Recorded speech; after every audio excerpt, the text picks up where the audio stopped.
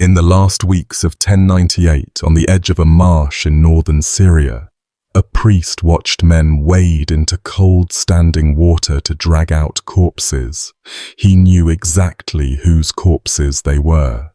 2 weeks earlier, his own army had thrown them in. These were the dead of a town called Ma'arat al-Numan, killed when the town fell, hauled outside the walls and dumped into the swamp so the streets could be cleared.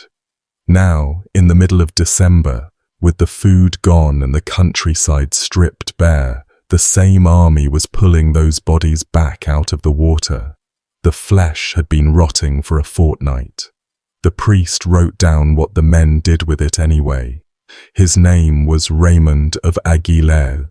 He was chaplain to one of the most powerful noblemen in Europe, and the sentence he set down about that marsh is one of the most disturbing things ever written by a participant in a medieval war. He said the people ate those fetid bodies, and he said they ate them greedily. He was not the only one who wrote it down. A knight's chaplain, an anonymous soldier, a priest from Chartres, a monk in Normandy interviewing veterans, an abbot in France reworking the story a decade later, and most remarkably, the commanders of the army themselves in an official letter to the Pope.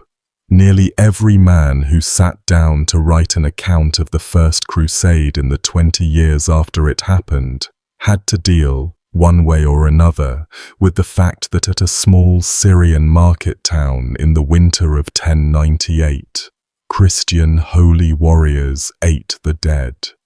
Some of them place it during the siege. Some place it after. Some say it was done in shameful secret. One insists it was done in the open, on purpose, in front of horrified onlookers. One claims he heard about it from the mouths of the men who did it, and what he heard involved cooking pots and spits. They do not agree on much. They agree that it happened. That town, Ma'arat al-Numan, sits in what is now Idlib province in Syria, about 20 miles south of Idlib city, on the old road between Aleppo and Hama. People have lived there for a very long time. Its name folds together an old Aramaic word for cave, after the caverns that honeycomb the ground beneath it, and the name of an early Muslim governor, a companion of the Prophet. Before the Crusaders arrived, it was a prosperous, ordinary place, ringed with orchards of figs and olives and pistachios, with a wall, a ditch, markets, mosques, and somewhere under 10,000 people who had every reason to believe the wall would hold. What happened to those people between the 28th of November and the middle of December 1098 is the subject of this video, and I will be honest with you up front. This is one of the darkest stories the medieval world has to offer. Massacre, betrayal, starvation, and the thing beyond starvation. If you are eating dinner right now, this might be the episode to save for later. Before we go any further, a quick hello. Welcome to the channel. Whether you are brand new here or you have been falling asleep to these videos for years, drop a comment and let me know where in the world you are listening from. I genuinely enjoy scrolling through those. It is always a strange comfort knowing someone in Manila and someone in Manchester are hearing about the same medieval catastrophe at the same time. A huge thank you, as always, to the patrons and the YouTube members who keep this channel running. If you would like to support the channel, the links for Patreon and memberships are down in the description and in the pinned comment. Alright, back to Syria. Or rather, back to a muddy field in central France, 3 years and about 2,000 miles before that marsh. Because the men wading into that water had been, 3 years earlier, farmhands and small-town knights, most of whom never expected to leave the villages they grew up in. The road that ended in the swamps of Ma'ara began on the 27th of November, 1095, outside the town of Clermont in the Auvergne, where Pope Urban II stood up in front of a crowd of clergy and laymen and asked the knighthood of Europe to march east. We do not actually know exactly what he said. 4 or 5 versions of the speech survive, all written down years later by men who already knew how the story ended, and each version conveniently emphasizes whatever its author thought the crusade had turned out to be about, but the core of it is recoverable. The Byzantine emperor, Alexios Komnenos, had sent envoys asking for Western soldiers to help push back the Seljuk Turks, who had swallowed most of Anatolia. Urban took that modest request for mercenaries and turned it into something enormous, an armed pilgrimage to liberate the Eastern churches and Jerusalem itself, with a promise attached that would echo for centuries. March east, fight, and the penance for your sins is remitted. Die on the road, and you die absolved. You have to sit for a second with what that offer meant to an 11th century mind. These were people who lived in genuine daily terror of hell. Knights especially, men whose entire profession consisted of exactly the violence the church kept telling them was damning their souls. Urban was offering them a way to do the one thing they were good at, killing, and have it count for their salvation rather than against it. Chroniclers describe the crowd at Clermont shouting Deus vult, God wills it, and men tearing strips of cloth into crosses to sew onto their shoulders right there in the field. Whatever Urban expected, what he got was beyond anyone's planning. Modern estimates for the armed pilgrimage that eventually gathered run somewhere between 60 and 80,000 people, with the actual knights, the trained heavy cavalry, numbering perhaps 7 to 10,000. The rest were foot soldiers, servants, grooms, priests, monks, wives, children, the elderly, the poor. Entire families sold everything they owned to buy a cart and go. That detail matters for our story more than almost anything else. A huge fraction of the people who marched toward Jerusalem were not fighters at all. They were the poor, and the poor, 3 years later, are the ones history would blame for what happened at Ma'ara. The first wave to move did not even wait for the official departure date. In the spring of 1096, a ragged mass of tens of thousands set off behind a small, filthy, magnetic preacher called Peter the Hermit, a man who rode a donkey and was said to look rather like his donkey, and whose followers treated the hairs of that donkey as relics. This so-called People's Crusade lurched east through the Rhineland, and on the way, parts of it committed the first atrocities of the whole enterprise, turning on the Jewish communities of Speyer, Worms, Mainz, and Cologne. Thousands of Jews were murdered in their homes and synagogues by men wearing crosses, some given the choice of baptism or death, some not given any choice at all. Bishops tried and mostly failed to protect them, so the crusade carried a capacity for massacre inside it from the very first weeks, long before anyone was starving. Hunger will explain a great deal of what happens at Ma'ara. It will not explain all of it. Peter's horde reached Constantinople in August 1096, looted its way through the suburbs, and was ferried across the Bosphorus by an emperor who wanted them gone.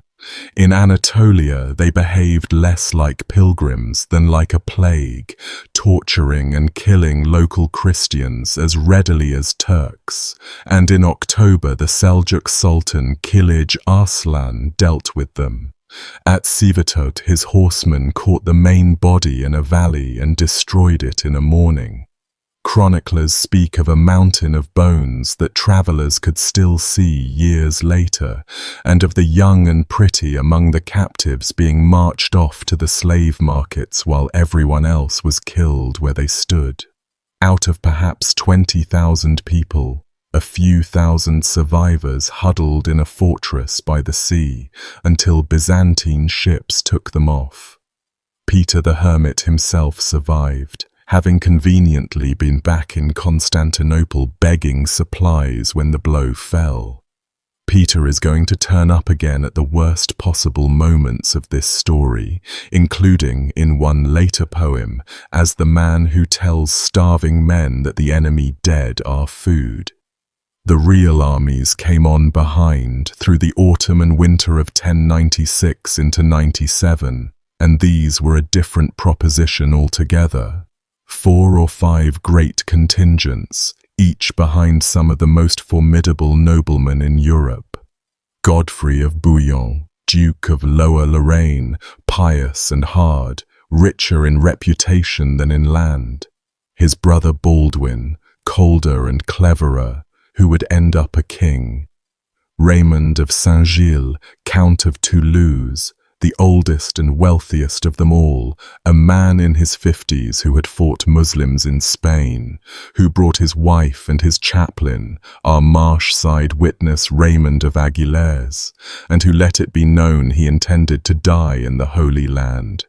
Robert, Duke of Normandy, son of William the Conqueror, amiable and chronically broke, who had pawned his entire duchy to his brother to fund the trip.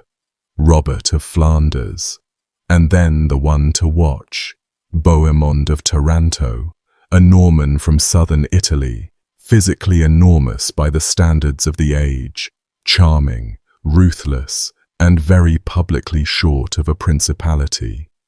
Bohemond had spent years fighting against the Byzantine emperor he was now marching to assist, and nobody, least of all the emperor, believed for 1 second that he was in this for the remission of his sins.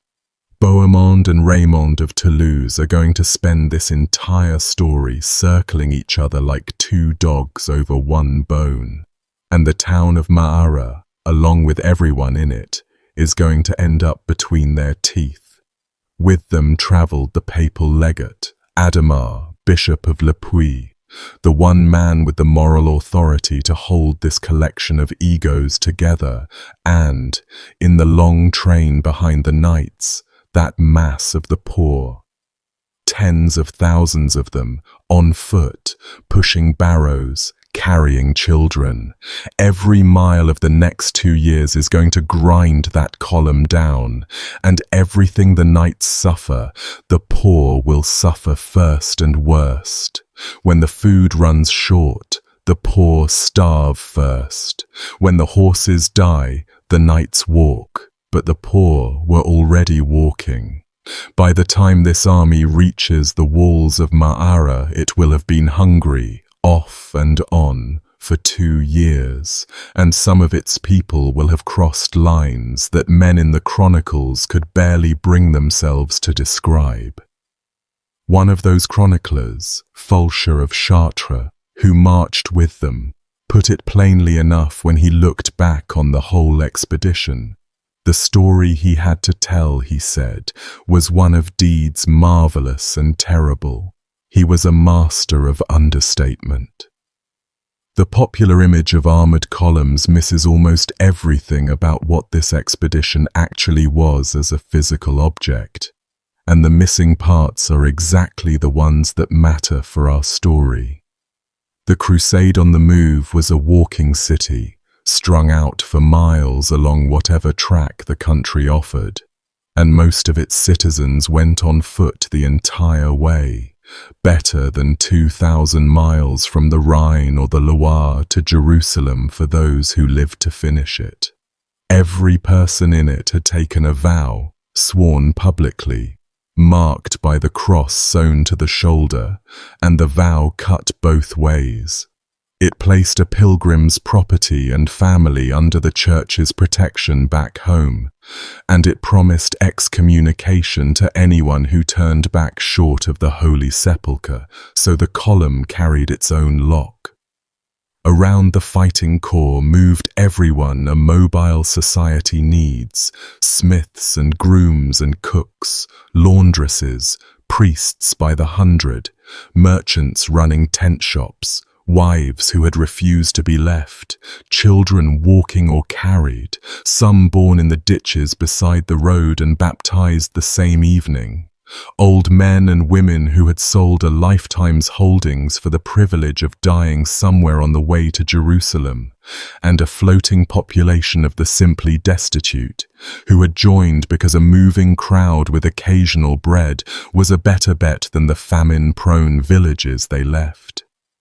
The year of Clermont itself had been a year of signs, the sky throwing meteor showers and strange lights that preachers gathered into the sermon, and a year of hunger in parts of France, and historians have long noticed that the Crusade recruited heavily out of hard times, hope and hunger holding hands from the very first mile. Feeding this city was never truly solved, only postponed. Through friendly country, it bought from arranged markets.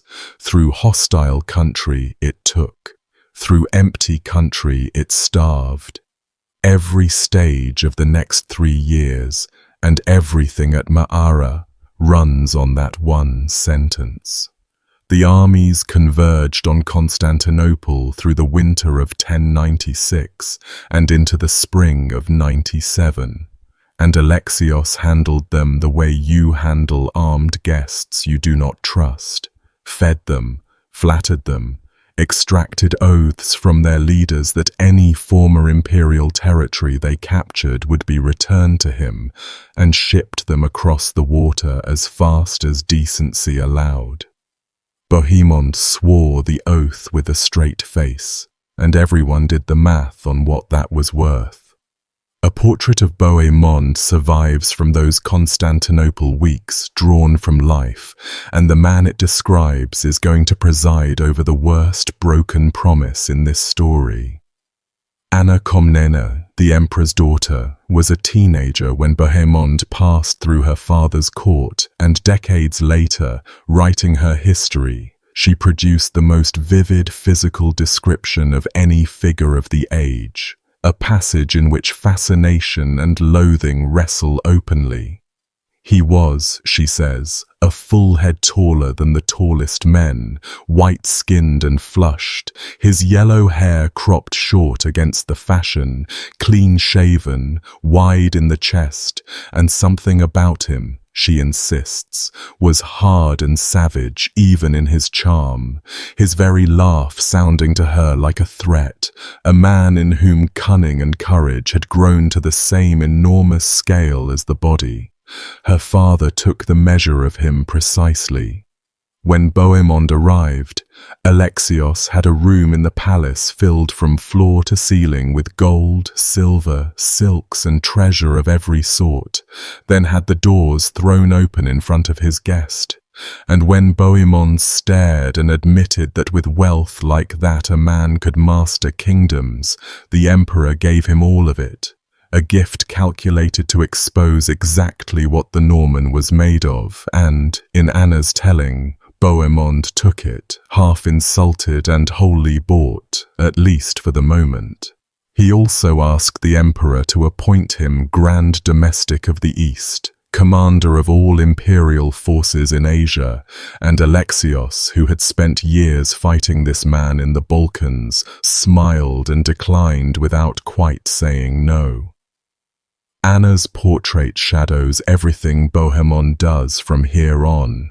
At Antioch with Firuz, at Ma'ara with the palace, and the men and women of Ma'arat al-Numan, on the last morning of their town's existence, staked everything they had left on the sworn word of the man she described.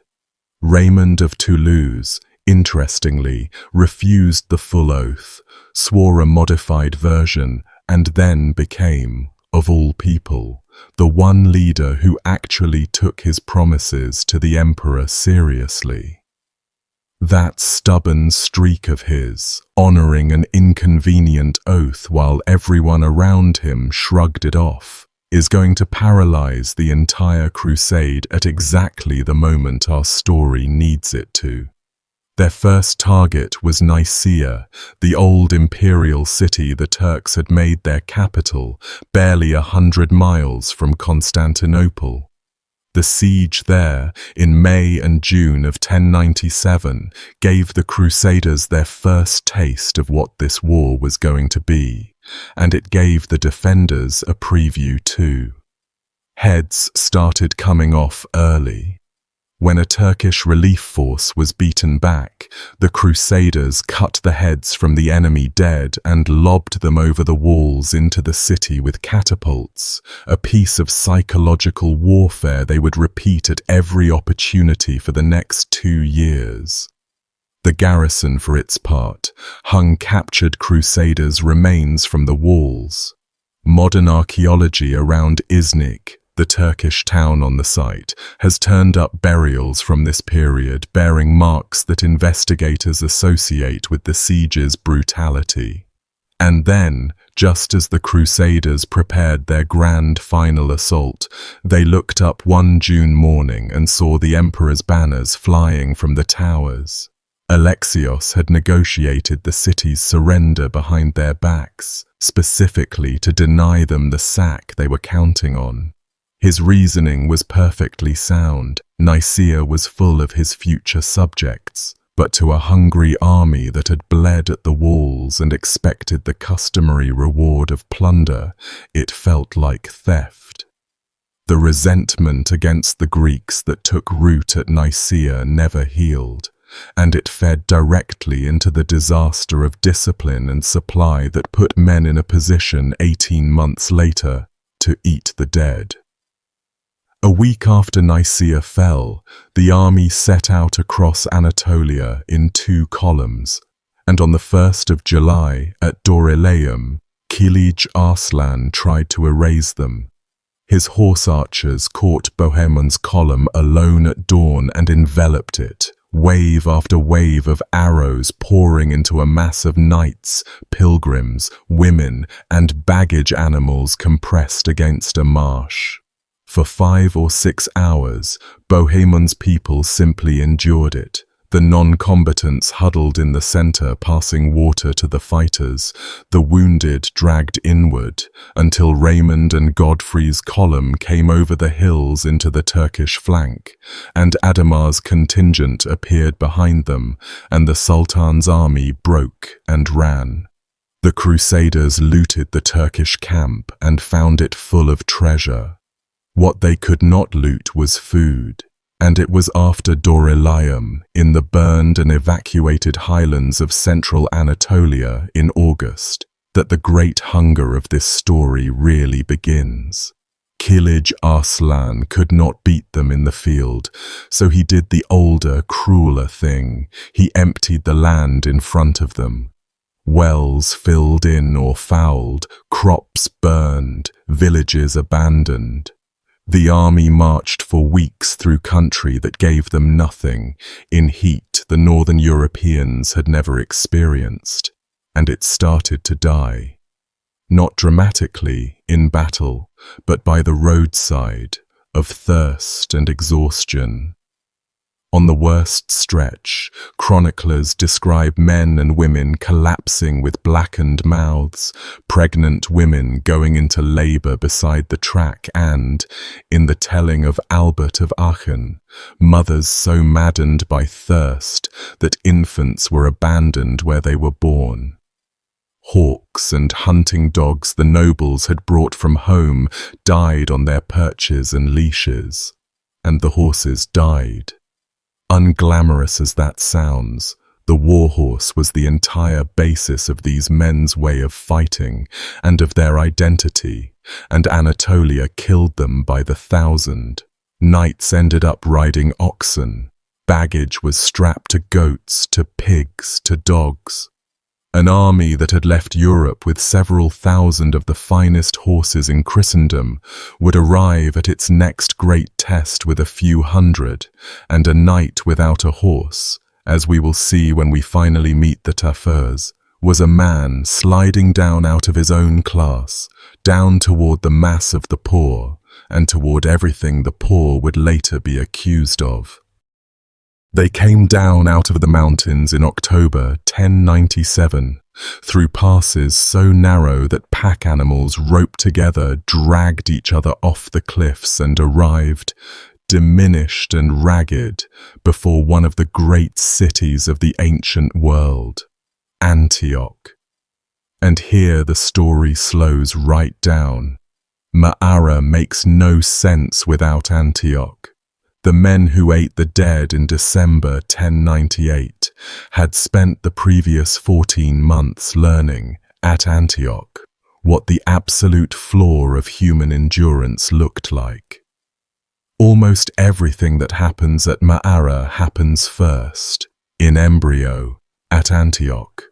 The famine, the eating of things no one should eat, the mutilation of corpses, the massacre in the streets, even, in some accounts, the first quiet consumption of human flesh.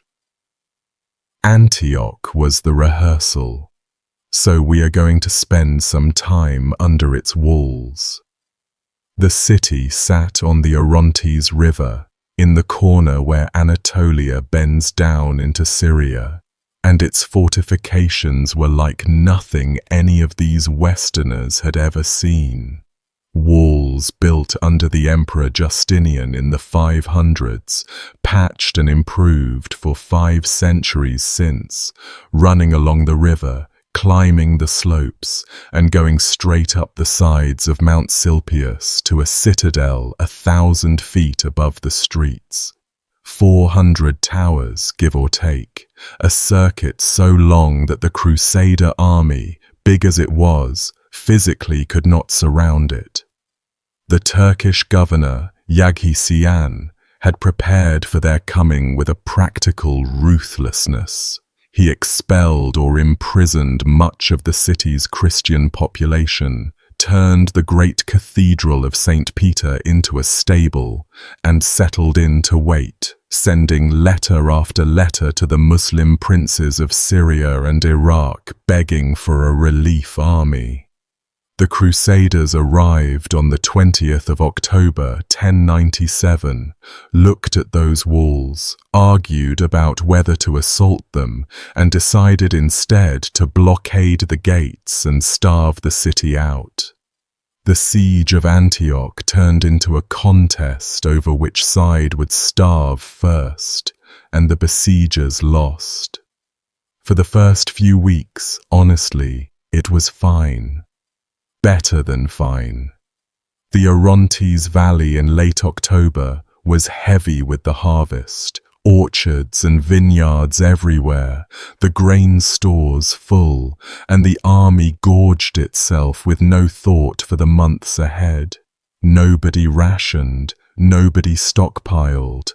The chroniclers themselves, looking back, are scathing about it, and they wrote with the bitterness of men who remembered eating like lords in November and gnawing boiled hide in January. Because when the food within reach was gone, right around Christmas of 1097, the country had nothing more to give. Winter in northern Syria is not the postcard desert people expect. It rained for weeks on end. Tents rotted and collapsed, mail rusted on men's backs.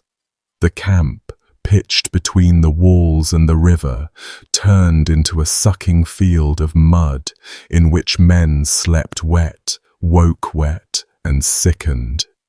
An earthquake rattled the region that winter, and the sky put on a display of aurora that everyone took as a message from God, though nobody could agree on what it said. And through all of it, the hunger tightened. The price list survives. and it is one of those documents that does more than any battle narrative to tell you what this siege actually was. The anonymous knight who wrote the Gesta Francorum, a plain soldier's account and our earliest source, sets it out with numb precision. A single small loaf of bread for a bezant, a gold coin, the tongue of a camel, 4 solidi, a goat, 60, an egg, 2 solidi, a walnut, 1 denarius, a hen, 15 solidi. These are famine prices, the prices of a market in which money has almost stopped meaning anything, and most of the army had no money at all. So they ate the horses, the precious, irreplaceable war horses, and when those were too few, they ate the donkeys and the mules. Fulcher of Chartres, who was with Baldwin in Edessa by then but heard it all from the men who lived it, adds dogs and rats to the menu. Men picked through animal dung for undigested seeds of grain and ate those. They boiled the leaves of fig trees, vines and thistles into a green sludge, and they took the dried hides of horses, camels, donkeys, oxen and buffalo, skins that had been sitting stiff for 5 and 6 years, and stewed them until something could be chewed off. One contemporary estimate has 1 in 7 of the army dying of starvation through that winter, and among the poor, who could not buy a camel's tongue at any price, it must have been far worse than that. The poor also died invisibly. Chronicles record the deaths of knights by name. The servants and pilgrims who curled up in the mud and did not get up again mostly appear in the record as numbers when they appear at all. Inside the city, meanwhile, the winter was grinding down a different set of people, some of whom would end up dead in the streets of their own city the following June with Crusader knives in them. Yaghisian had kept a portion of Antioch's large Christian population inside the walls as insurance, Greeks and Armenians and Syrians, whose loyalty he had every reason to doubt. And as the siege wore on, he squeezed them. The Greek patriarch of the city, John, an old man, was imprisoned, and the accounts describe him being hung over the battlements in an iron cage, suspended above the Crusader lines where his fellow Christians could watch him dangle, hauled up and let down as the mood of the defense required. Christian churches inside the city were stripped, images defaced. The great cathedral where the Holy Lance would later be dug up, serving as a stable and a granary. None of this was gratuitous from where Yaghisian sat. He was governing a city whose majority population wanted him to lose, and he knew it. But it meant that Antioch through that winter held 2 starving, terrorized communities pressed against each other, one inside the walls and one outside, each praying for the other's destruction, with the city's own Christians ground between them, distrusted by the garrison above and doomed, as it turned out, to be indistinguishable from the enemy on the morning their liberators finally came over the wall. Out in the camp, the leaders tried everything the age knew to try. In late December, Bohemond and Robert of Flanders took a large force away south on a grand foraging expedition up the Orontes Valley toward the plateau, toward, as it happens, the district of Ma'ara itself. The first time the army's hunger physically pointed at our town, and they blundered into a Muslim relief army coming north from Damascus. The Crusaders won the fight at Al-Bara on the last day of the year and lost the point of the expedition. The region was alerted. The wagons came back close to empty, and while the fighting men were away, Yagi-Cian's garrison sallied out and mauled the siege lines. January was worse than December. The clergy diagnosed the famine the way 11th century clergy diagnosed everything, as a message about sin, and the leadership responded with a moral purge of the camp. Fasts were proclaimed, gambling banned, and, in one of the stranger episodes of the whole expedition, the women were driven out. Adhemar and the princes ordered the camp cleared of what the chroniclers call the occasions of sin, and married men were separated from their own wives. The women sent off to the port or into makeshift camps on the theory that God was withholding food from an army that had made itself unclean. Adulterers, when caught, were dealt with in ways designed to be remembered. One pair, in a report from that winter, were stripped and beaten through the camp for the instruction of everyone watching. An army dying of hunger, whipping fornicators in the mud, while a bishop hung in a cage above the gate. And through it all, the sky kept intervening or seemed to. An earthquake shook the whole region on the penultimate day of December, and that same night the heavens put out an aurora, sheets of red light over Syria, and every man in that sodden camp understood that God was saying something, and the argument about what exactly ran through the tents like the hunger itself. And no one who has been very frightened and very hungry for a long time will find any of that behavior hard to recognize. The camp economy, meanwhile, had reshaped itself around the shortage, and its shape carried straight through to who ate what at Ma'ara a year later. In a famine market, the army's own hierarchy turned into a food chain. The princes and the greater knights had treasure, and treasure bought camel tongue at 4 solidi and kept a corps of fighting men alive. Below them, the ordinary knights sold their arms and their honor piecemeal, entering the paid service of richer lords. And below them, the mass of the poor had nothing to sell at all, except their labor and their prayers, and they starved first and worst and invisibly. Contemporaries reckoned the dying that winter at 1 in 7 of the whole host. Among the poor, the true rate was unknowable and higher. Foraging became a class activity too. Armed men could ride out in force and take grain at sword point from villages 20 and 30 miles away. The poor could only scatter on foot through a stripped countryside, digging roots, and the Turks hunted them, and the chroniclers note, in passing, the steady disappearance of the camp's weakest people into the winter, some dead of want in the fields, others simply gone. A year of that. Then the second famine inside the walls in June, harder and faster.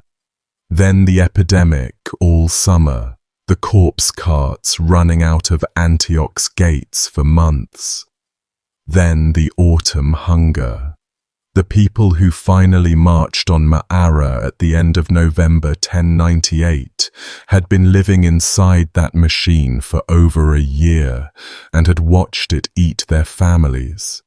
And it had taught them, in the only school that matters, exactly what a human life weighed against a sack of grain. Starvation of that duration does specific, documented things to a human body. And those things are the physical context for everything that follows. So bear with me through a paragraph of physiology. A starving body consumes itself in a fixed order. The fat goes first, over weeks. Then the muscle, including, eventually, the heart muscle. The belly swells while the limbs waste, that terrible famine silhouette caused by fluid leaking into the abdomen as the blood's proteins run out. The skin dries and cracks. Wounds stop healing. The immune system quietly shuts down, so famine and epidemic always arrive as a pair, typhus and dysentery walking in step with the hunger. And the mind changes. Accounts of famines from every century describe the same progression. First, the constant screaming preoccupation with food, then the collapse of disgust. Things that would have made a healthy person wretch become, to a starving one, simply protein. People in documented famines have eaten grass, bark, leather, clay, carrion, and at the very end, in siege after siege across history, the dead. Every man and woman outside Antioch that winter was somewhere along that progression.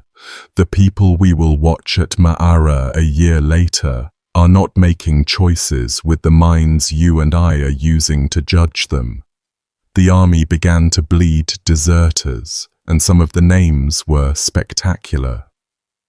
Peter the Hermit himself, the man whose preaching had set half of this in motion, slipped out of the camp one January night and ran, along with a knight called William the Carpenter, a viscount who had earned his nickname by the way he hacked men apart in battle.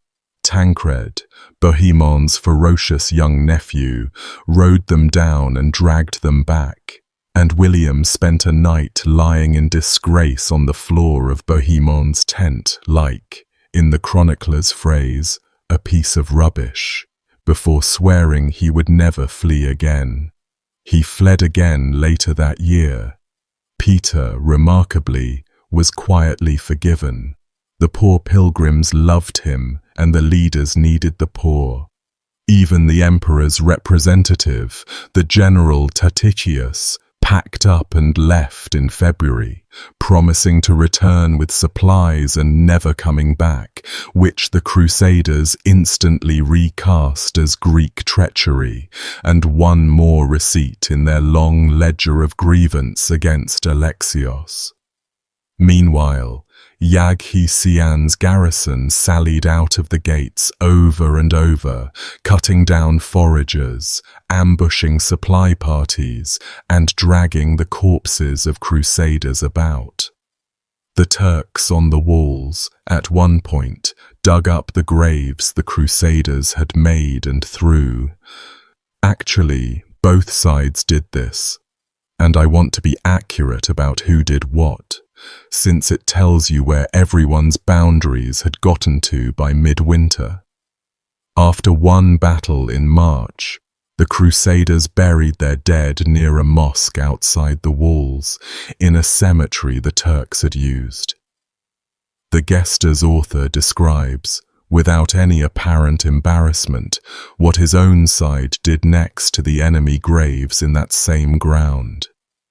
They dug up the freshly buried Turkish dead, dragged the corpses out of the tombs, cut the heads off, and carried the heads back to camp, some of which were then mounted on stakes or catapulted over the walls, so that the men on the ramparts could watch the heads of their brothers and sons come flying back into the city.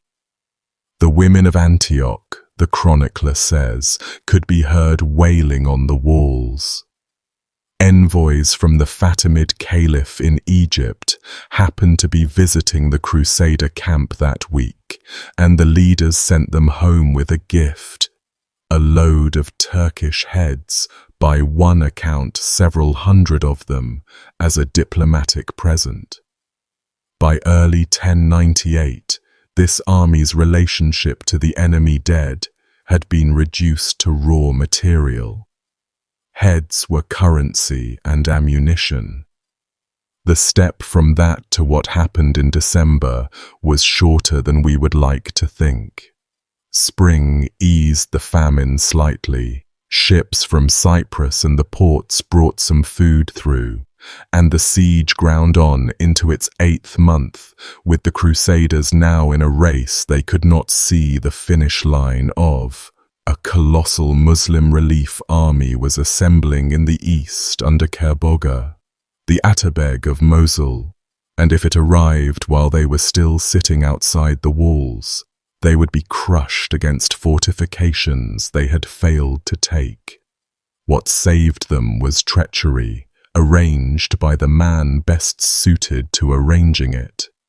Bohemond had opened a secret channel to a man inside the city, remembered as Firuz, an Armenian convert commanding a stretch of wall including a tower called the Two Sisters.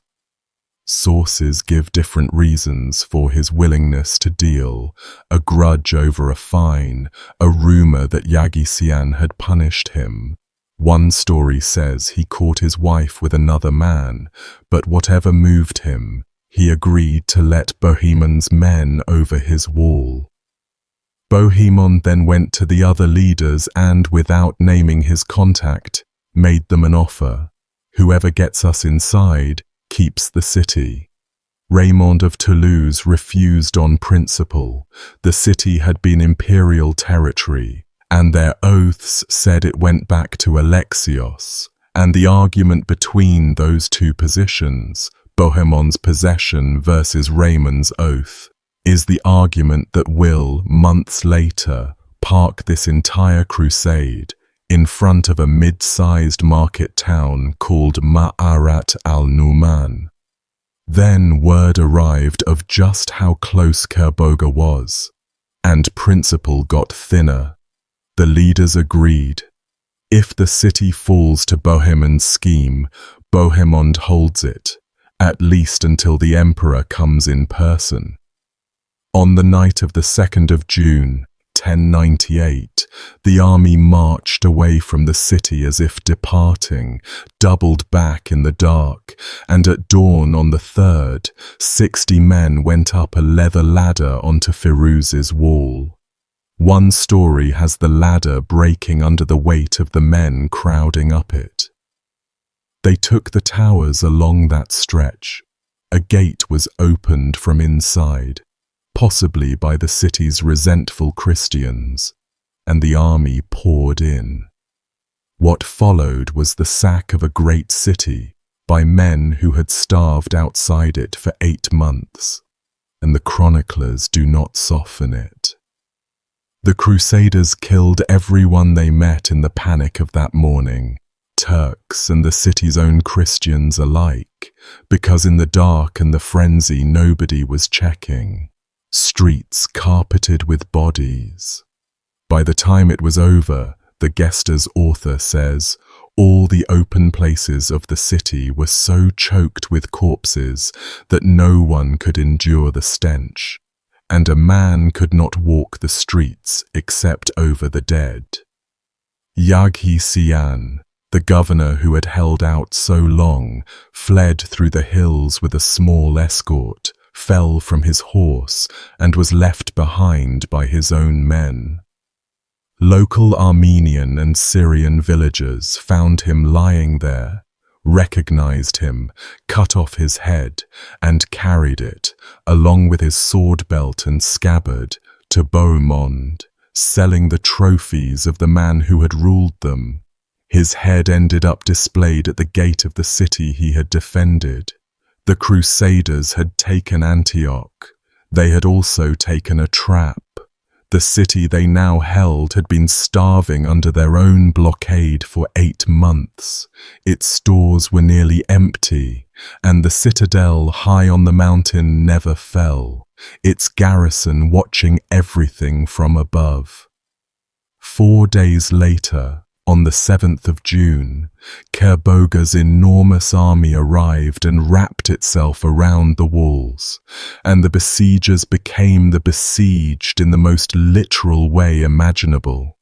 locked inside fortifications they had spent most of a year failing to breach, with an empty larder and an enemy garrison still above their heads. The second famine of Antioch, June of 1098, was worse than the winter one, and it was faster.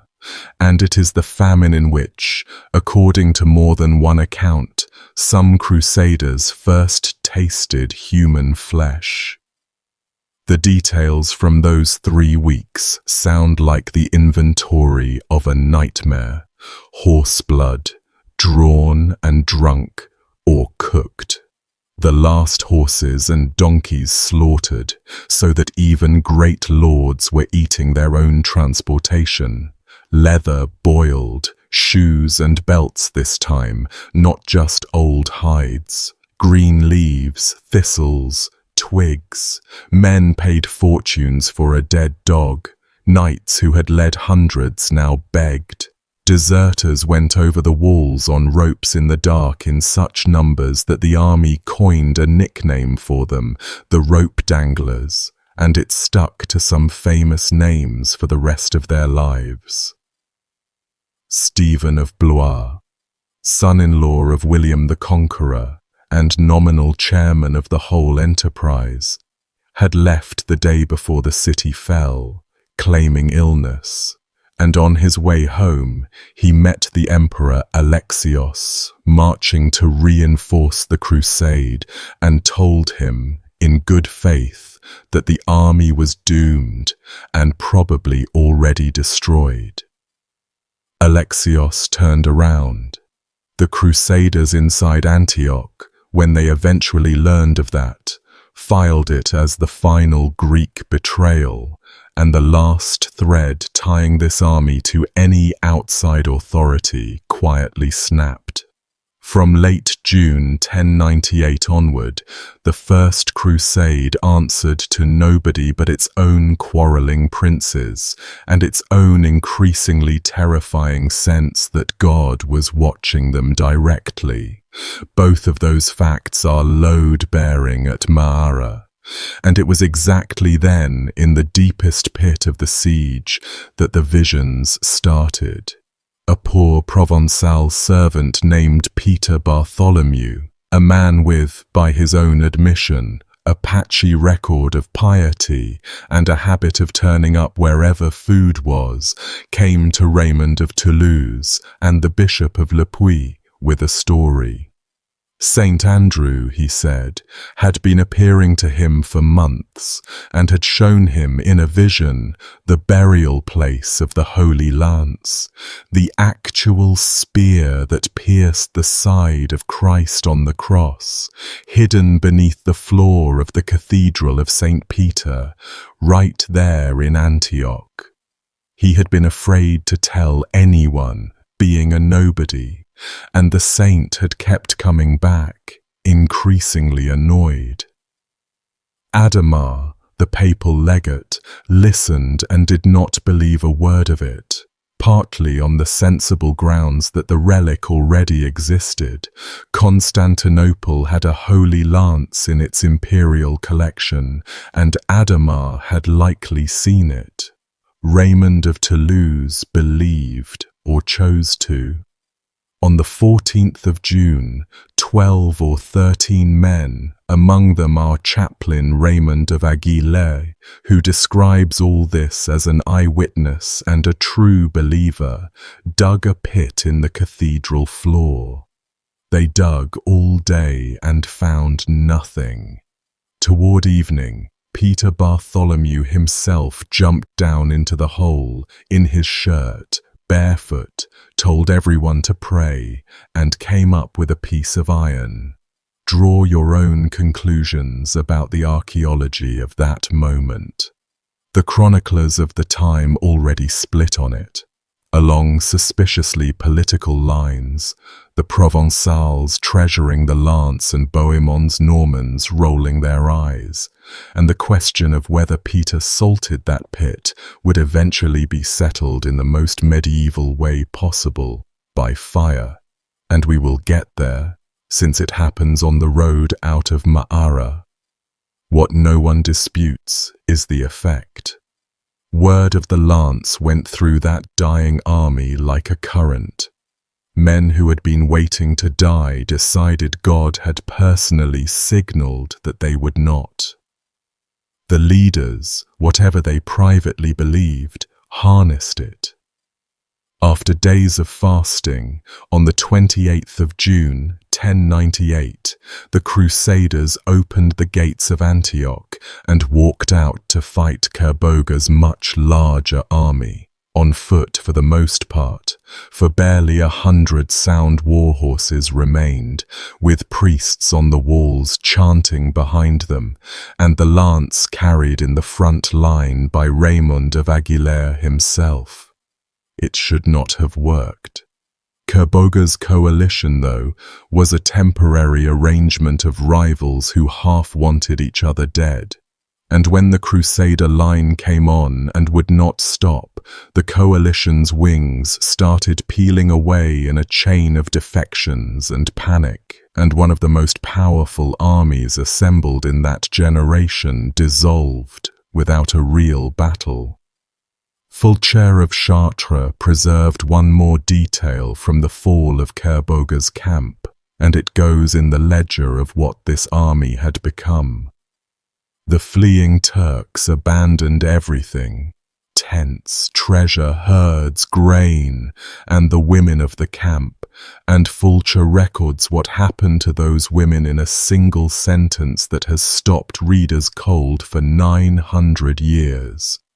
The Franks, he says, did them no evil, except that they drove their lances into their bellies. He appears to mean it as a note of credit, that the women were not violated, only killed, and the fact that a churchman could frame a mass killing of women as restraint tells you with great economy where this army's moral instruments were calibrated by midsummer of 1098, 6 months before Ma'ara.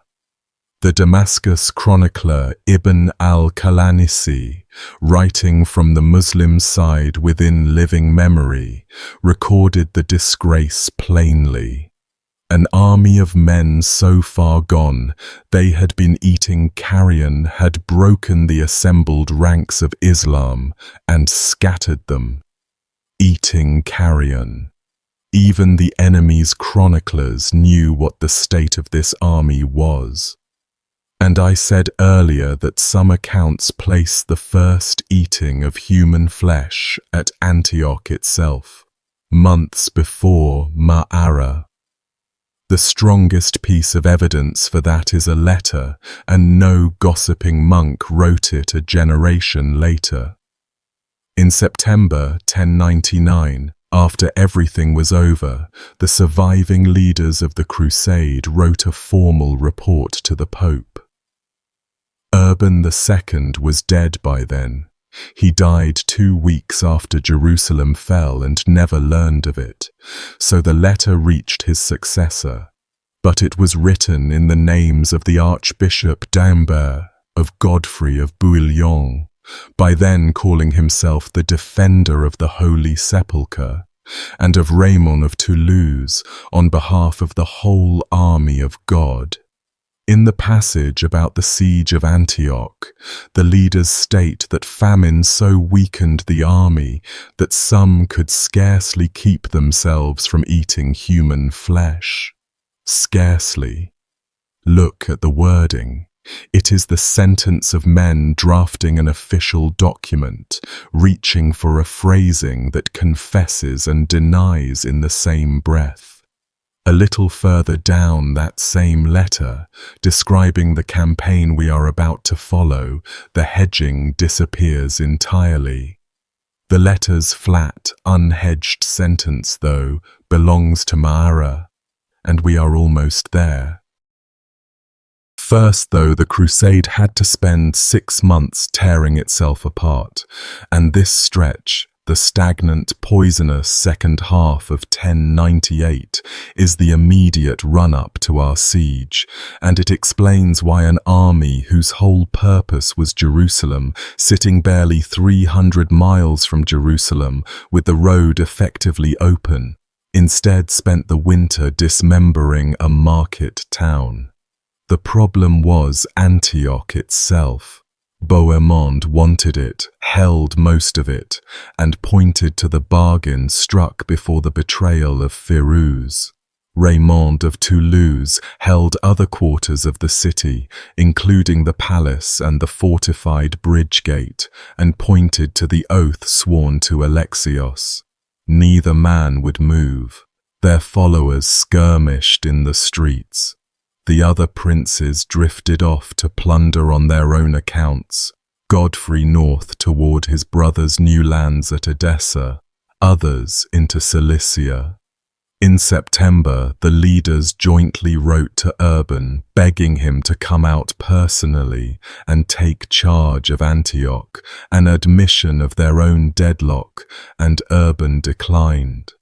And through that same summer, God, or the climate, or the sanitation, weighed in. An epidemic swept the region, possibly typhus, and it killed, among thousands of others, the one man who might have arbitrated the whole mess, the legate Adhemar of Le Puy, on the 1st of August 1098. The epidemic that took him also shaped the army that would march on Ma'ara, as surely as any battle did. The Antioch the Crusaders now garrisoned was a city where thousands had died violently in June, in high summer, and the burial of that many bodies had been partial at best. The chroniclers connect the pestilence that followed directly to the corpse-fouled air and water, and whatever the true agent was, typhoid, typhus, dysentery, or all of them in relay, it burned through the region from July into September. It killed with a selectivity that everyone noticed. The newcomers died fastest. Fresh pilgrims and fighters had been arriving by sea all summer, drawn by the news of Antioch's fall, and these unweathered arrivals, lacking whatever grim seasoning 2 years of famine had beaten into the veterans, died in appalling numbers within weeks of landing, at the peak by some reports, faster than graves could be dug for them, so that the reinforcement of the crusade turned into a conveyor delivering Europeans directly into Syrian ground. Adhemar was simply the most important name on a list, thousands long. And notice what the epidemic did to the army's composition as it moved toward our town. It thinned the fresh and spared the hardened, so that the force that eventually stood before Ma'ara in November was, more than ever, a distillation of survivors, people who had come through Dorylaeum, 2 famines, and a plague, and who had long since stopped expecting the world to be anything but what it had shown them. The chroniclers mourn him almost unanimously. With Adhemar gone, the crusade had no referee, no adult in the room, only rival princes, hungry masses, and an increasingly loud contingent of visionaries claiming to relay instructions directly from dead saints. Peter Bartholomew, for instance, now reported that Adhemar himself had appeared to him from beyond the grave, confirming, conveniently, everything Peter had been saying, and adding that the late bishop had spent some days in hell for having doubted the lance. the dead bishop's own former skepticism, recanted by his ghost through the mouth of the man he had doubted. Such was the mental world this army now lived in. Autumn made everything worse in the most material way. An army of tens of thousands had now been camped in the same corner of northern Syria for a year. The land was eaten out.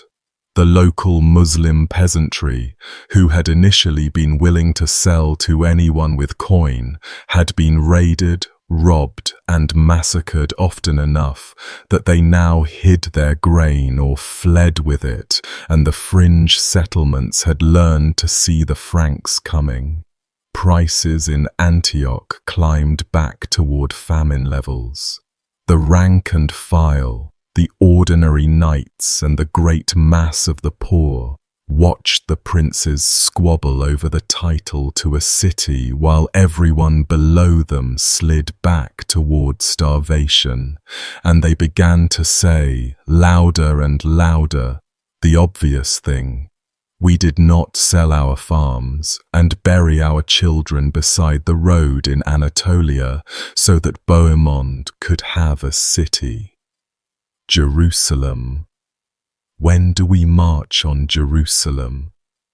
By November there was open talk among the commons of choosing their own commander and going on without the princes altogether.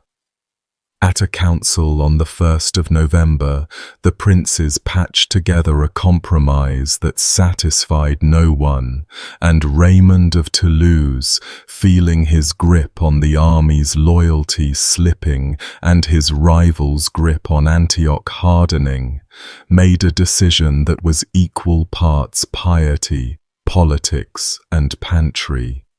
He would take his forces south, resume the pilgrimage road, and, along the way, capture territory of his own, a Provençal lordship in Syria, to answer Bohemond's Norman one. The pilgrims got their movement toward Jerusalem. Raymond got his land grab, and the first substantial town on the road south, rich, walled and confident, was Ma'arat al-Nu'man. Raymond had, in fact, already taken his first bite of the south, at a place whose name is going to appear beside Ma'ara's in the most damning document of this whole story. In late September 1098, the Count marched a force up onto the limestone plateau southeast of Antioch and stormed a town called Albara, a prosperous place among the old dead cities of the Belus Hills. The assault succeeded quickly, and what followed set the template. Raymond of Aguilera, who was there, records that the Count killed many of the inhabitants and sold many others into slavery at Antioch, sparing a remnant who agreed to serve, and the phrasing in the sources has the coldness of routine, thousands of lives sorted in an afternoon into the dead, the sold, and the useful. Then Raymond did something with a longer shadow. He had the town's great mosque consecrated as a church, and he installed a priest from his own following, Peter of Narbonne, as its bishop, the first Latin bishop ever created in the East. The Greek patriarch in Antioch confirmed the appointment. Everyone was very pleased, and a community that had been praying in that building for 4 centuries had, by the first frost, a cathedral where its mosque had stood, if any of them remained in town to see it. Albara mattered to Raymond as proof of concept, a Provençal lordship taking root in Syria, a church planted, revenue promised. It matters to us as a rehearsal. The commander, the season, the storming, the sorting of a population into corpses and merchandise, all of it happens at Albara in September, before it happens at Ma'ara in December on a smaller stage with less resistance, and so with less rage. When the leaders of the Crusade later sat down at Laodicea to write their report to the Pope, they folded the two towns into a single clause, at Bara and Mara, and the pairing was more honest than they probably intended. One was the sketch, the other the finished work. Peter of Narbonne, the new bishop, will drift through the rest of this story like a man who cannot quite believe his diocese. He begged troops from Raymond to hold Albera, got a fraction of what he asked, and spent the winter garrisoning a half-empty town with the Ma'ara campaign boiling 20 miles to his south. He was at Ma'ara during the sack. His men helped hold it afterward, and when the starving poor eventually began tearing the town apart with their hands, the job of standing in front of them and ordering them to stop fell hopelessly to him. Consider where that left him. The first Latin bishop in the East spent the first weeks of his episcopate ministering inside the two towns of the Laodicea letter, Bara and Mara, the sketch and the finished work, and whatever he saw there, he never wrote a word of it that survives. The town knew these people, by the way. Ma'ara had already beaten the Crusaders once, and I suspect that victory 5 months earlier killed more of its citizens in December than any weakness in its wall. Back in July of 1098, in the aimless weeks after Caboga's defeat, a Provençal knight named Raymond Pillet had gathered a private army of foot soldiers and adventurers and struck out south to carve something for himself. He took a couple of small places, massacred or forcibly baptized their people, depending on the account, and then, swollen with confidence, marched on Ma'ara. The townsmen, stiffened by Turkish troops from the countryside and from Aleppo, met his ragtag force outside the walls on the 27th of July and broke it. The untrained foot soldiers panicked in the heat. Many died of thirst itself in the rout, and Pillet limped back north with the survivors. Ma'ara, in other words, had faced the Franks, in open battle, and had watched them run. When the real army appeared before their walls at the end of November, the people of Ma'ara were not inclined to be terrified, and the sources say as much. The town declined every suggestion of surrender, and its defenders stood on the ramparts and mocked the besiegers below. One tradition adds a nastier detail, that they insulted the crosses the Crusaders carried to enrage them in full view of the army. Whether or not that particular provocation happened as told, the Crusaders below the wall would remember the mockery, and at Ma'ara, memory got settled with knives. The army was marching toward a real town, and one of the quiet cruelties of how this story usually gets told is that Ma'ara exists in it only as a place where Crusaders did things. It had a long memory of itself. Byzantines, Persians, and Arabs had traded it back and forth for centuries. Caravans moving between Aleppo and Hama and on toward Damascus stopped there, and its markets sold the produce of that famously generous ground: olives and figs, grapes, almonds, and the pistachios the region is still known for. Under the town ran the caves that gave it half its name, old quarries and cisterns cut into the soft rock. And those caves are going to matter in the worst way in a few minutes.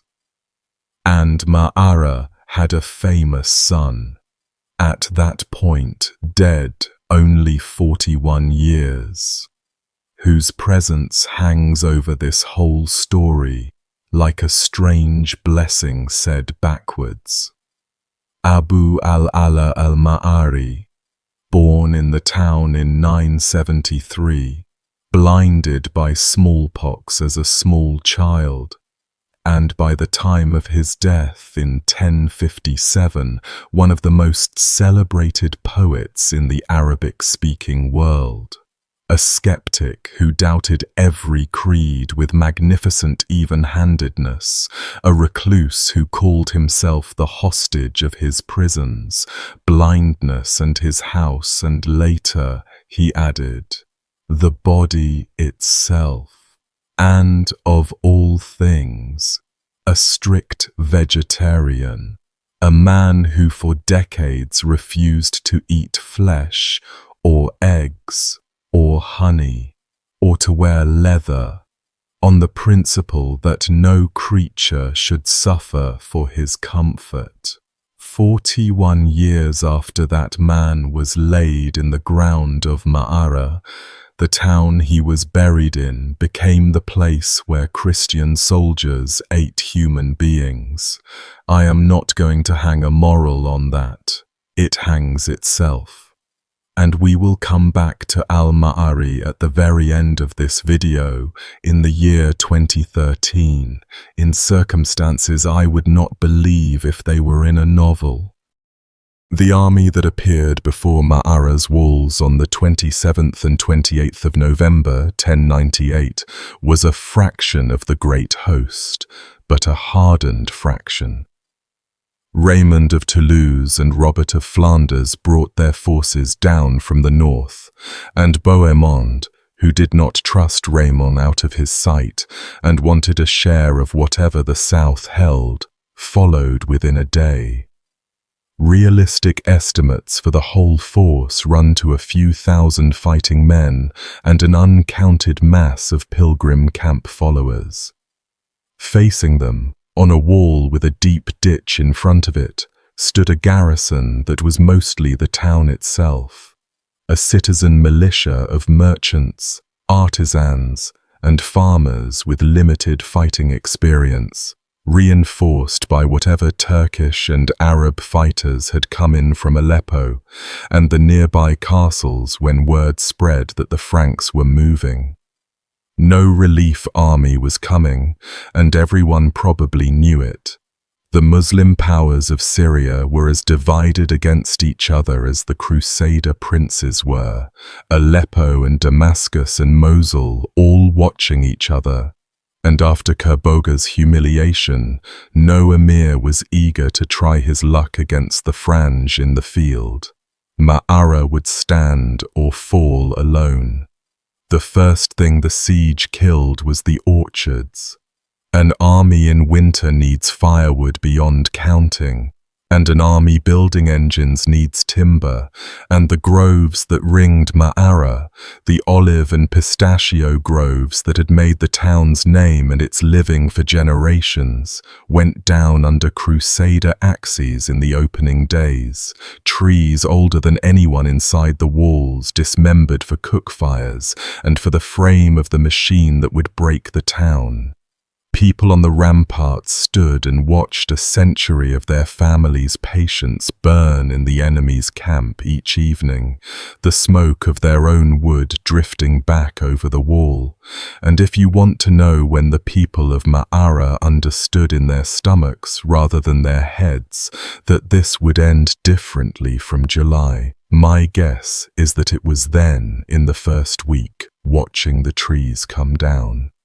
A siege announces itself like that, in property before persons, in the methodical conversion of everything a town loves into instruments against it. The wells outside the walls went next, seized or spoiled, and then the outlying farmsteads, stripped and burned, and by the end of the first week, Ma'ara sat inside a widening ring of its own destroyed livelihood, watching the horizon at night for a relief army that everyone on both sides of the wall knew was never coming. Aleppo was 20-odd leagues away, and its ruler, Ridwan, had already been humiliated by the Franks once that year, and had no intention of volunteering for a second helping. Damascus was farther and cared less. The town's couriers went out through the lines anyway, in the early days carrying appeals. What came back, when anything came back, was sympathy. The first assault came almost immediately, on the 28th of November, Raymond and Robert of Flanders throwing their men at the wall the very morning after arrival, hoping the town's nerve would crack. It did not. Ladders went up short of numbers, the ditch fouled the attack, and the townsmen threw them back. Bohemond arrived that evening with his Normans, and the leaders tried again, another direct storm, and failed again. The defenders of Ma'ara, the same townsmen who had chased off Raymond Pillet in July, had now beaten the main Crusader army twice in 2 days, and you can feel their confidence in the sources, in the taunting from the walls.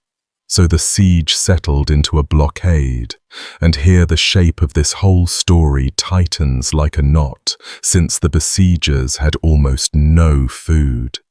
This is the crucial, grotesque fact about the siege of Ma'ara.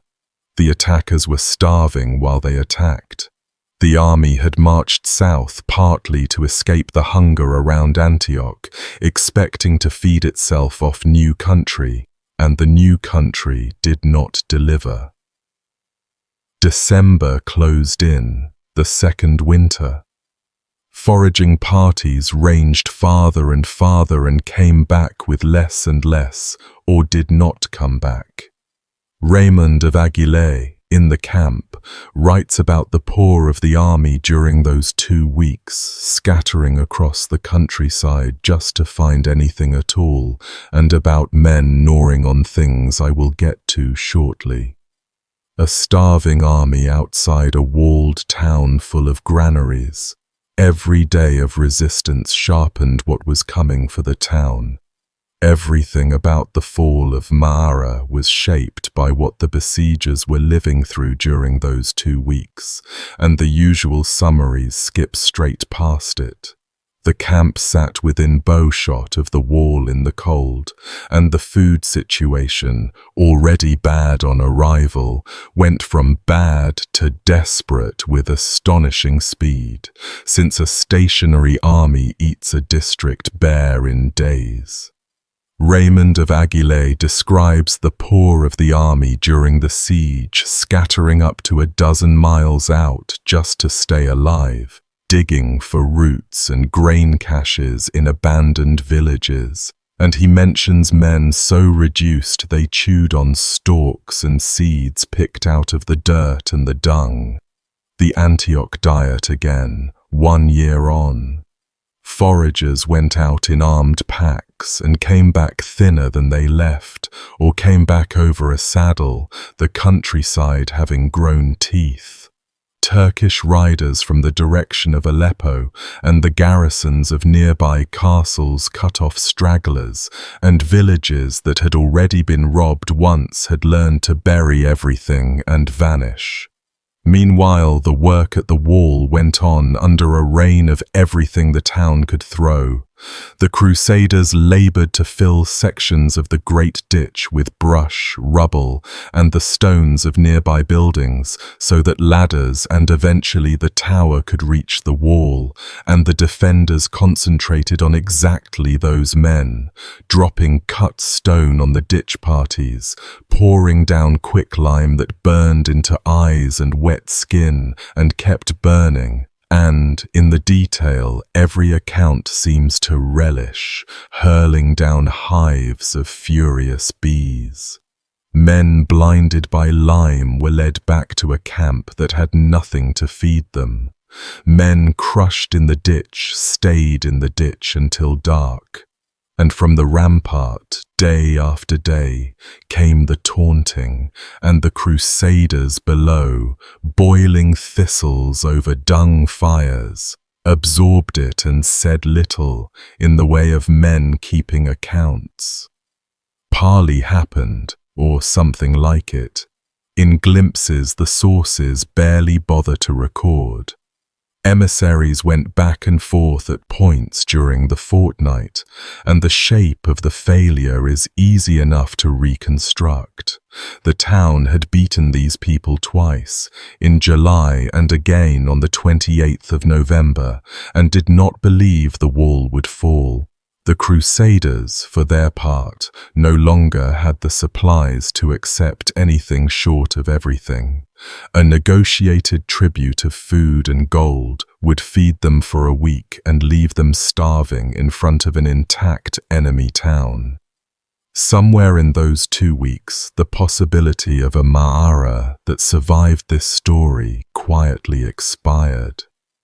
By the second week of December, the leaders knew and said aloud in council that the army could not sit there many more days without dissolving, that men were already slipping away north toward Antioch's flesh pots and south into the wild in search of food, and that the choice had narrowed to taking the town at once or abandoning the campaign in humiliation with a starving mob for an army, and Bohemond laughing all the way back to Antioch.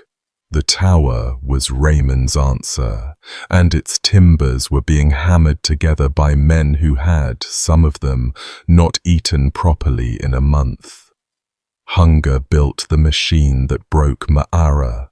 I do not know a shorter way to say what this siege was. Unable to feed a long blockade, the leaders went for engineering. Raymond of Toulouse paid for the construction of a siege tower, a rolling wooden castle, built higher than Ma'ara's wall, on 4 wheels, with knights stationed on the upper platform, and according to the accounts, priests and clergy assigned to accompany the machine praying aloud as it moved. The defenders answered with what defenders always did. Stones from their own engines, fire, quicklime, and the chronicles claim, hives of bees hurled down onto the attackers. On the 11th of December, the Crusaders rolled the tower up against the wall. Forget the film image of a drawbridge slamming down with men pouring across. The machine served as a fire platform and a terror weapon. Knights on the top hurled stones down onto the defenders on the rampart. Javelins and arrows swept the wall walk. Men below worked with iron hooks to drag stones out of the battlements. And under all that cover, the real work happened at ground level, where sappers got into the ditch and began undermining the wall itself, prying at its base while the tower kept the defenders' heads down. The defenders fought all day. Everyone in that town understood by now exactly what was at stake, whatever formal promises might later be made. At some point in the afternoon, with the garrison's attention nailed to the sector where the tower loomed, Crusaders with ladders went up a stretch of wall on the far side of town that had been stripped of men. And this is where a knight named Golfier of Las Dores enters history as the first man over the wall of Ma'ara. a distinction that made his family's reputation for generations, and a sentence that lands very differently from the other side of the wall. That first man on the wall had an afterlife, and it shows how differently the same December could be remembered depending on where a person stood. Golfier of Lasturs was a lord from the Limousin in west-central France, and going first up a ladder at a breach was the great lottery ticket of medieval warfare, an act of near-suicidal display that survived, translated into fame, and a family story polished for centuries. The Lasturs family collected exactly that. Golfier came home a legend, and the legend kept growing after his death, until a chronicler of his region, writing 2 generations later, recorded the story everyone by then told about him, that in the east, Golfier had once rescued a lion from a serpent, and the grateful lion had attached itself to him like a hound, hunting for him and sleeping at his side, and when Golfier finally took ship for home, the lion, refused passage by the sailors, swam after the vessel until it drowned in the sea. A faithful lion, dying of love for the hero of Ma'ara. Such was the tale the family and the region wanted attached to those weeks, and honestly, who can blame them? Chivalric romance grew over the winter of 1098 the way grass grows over a pit. From the wall where Golfier stood at dusk on the 11th of December, you could, within a few weeks, have watched the Marsh, and the men wading into it, and everything his ladder had made possible, and none of that made it into the lion story. Memory is a set of choices, and the choosing started early. By evening, the Crusaders held a long stretch of the ramparts, and the defense of Ma'ara came apart. The Turkish and Arab fighters and the town's leading men pulled back off the walls in the dusk, some negotiating, some retreating towards strongpoints, many of the townspeople withdrawing into their houses and into the caves. Night fell with the town breached and not yet taken, in that suspended, dreadful interval that students of siege warfare will recognize, since it recurs across the centuries, the hours between the wall falling and the sack beginning, when everyone inside knows what the morning is. The sources, for once, let us inside the town on that last night. Everyone in Ma'ara on the evening of the 11th of December knew the wall was lost. The fighting men pulling back through the streets knew it, the families barring doors knew it, and the town did what towns have always done in that gap between defeat and its arrival. Valuables went under floors and into wells. Coins were sewn into clothing or swallowed against the morning, and the passage down into the caves filled through the night with families and the old, feeling their way into the cold rock their ancestors had cut, carrying lamps and infants down into galleries that were about to become traps. Above them, some of the remaining fighters and notables negotiated through the dark for the promise Beaumont would break by noon, and others simply waited behind their doors with whatever weapon a merchant or a weaver owns. The Gesta and Ibn al-Qalanisi, enemies in everything, describe the same dawn from opposite sides. Crusaders moving through the town, killing whoever they found, doors going down one after another, and the sound of it travelling ahead of the men doing it, so that the last hours of Ma'ara's households were spent listening to the street outside grow quiet in one direction and loud in another. No chronicler on either side thought to record a single name from inside those houses. The town's dead enter history in bulk as a number, and the number has been argued over ever since. One more thing the argument lacks is a floor to stand on in the most literal sense.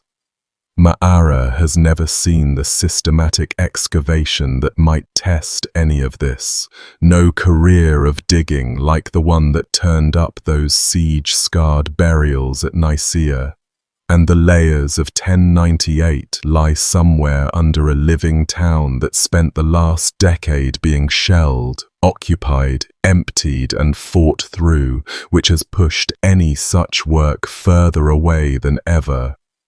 The marsh ground outside the old line of the walls has never been surveyed for what the chronicles say went into it and came out of it.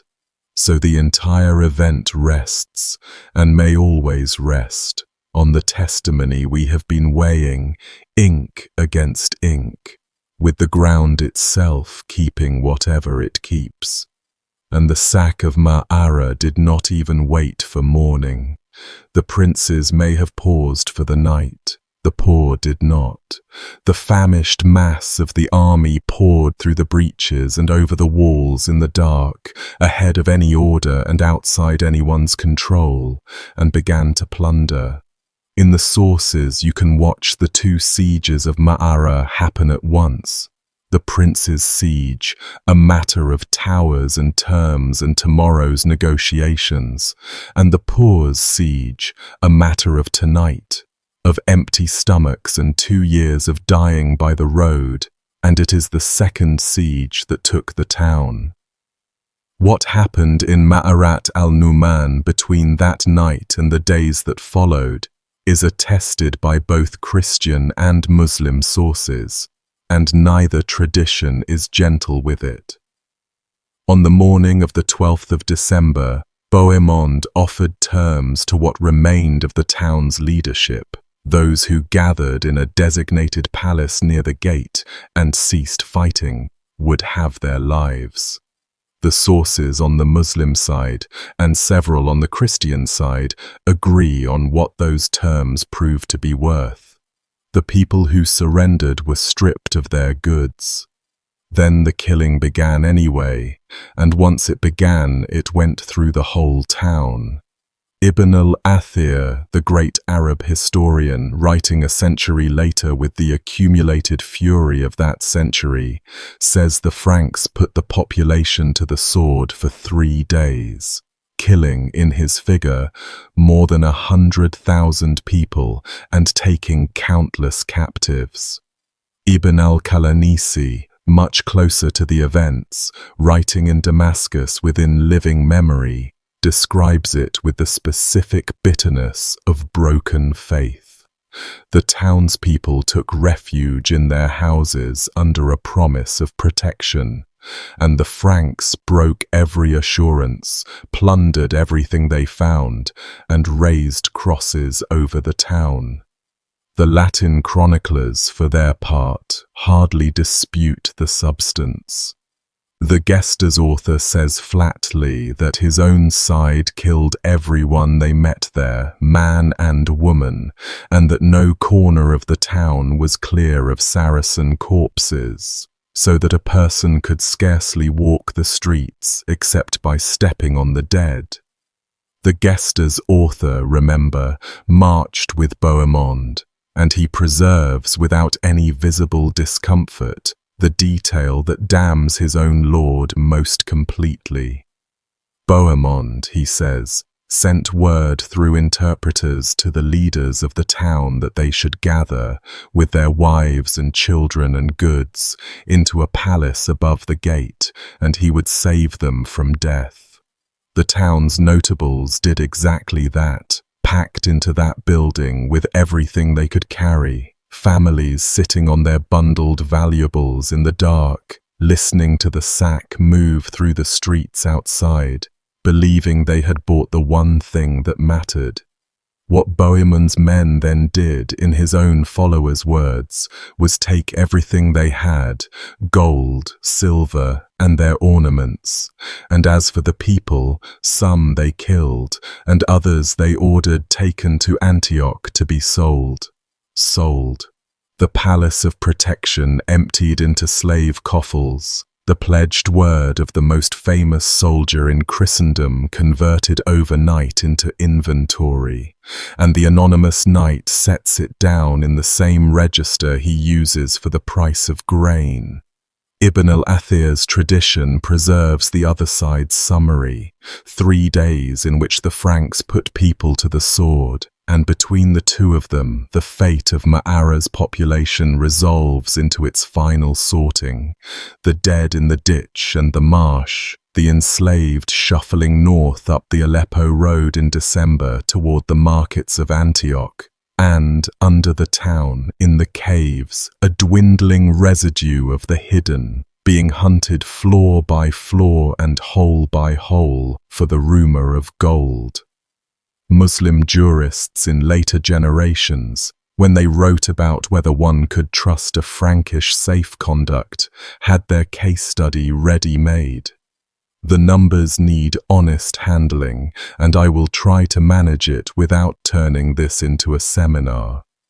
Western tradition settled on a figure of around 20,000 dead at Ma'ara, and you will see ranges of 8 to 20,000 in the literature. Ibn al-Athir's 100,000 is vastly larger. Modern historians who have studied the town point out that Ma'ara's entire population before the siege was probably under 10,000 people, swollen somewhat by villagers who had fled inside the walls for safety. So every one of the traditional figures outruns the number of people who could physically have been there. And I do not think that observation diminishes anything. Numbers in medieval chronicles work less like statistics and more like volume knobs. 100,000 is the sound of a scream carried across a century. What the figures agree on from every direction is totality.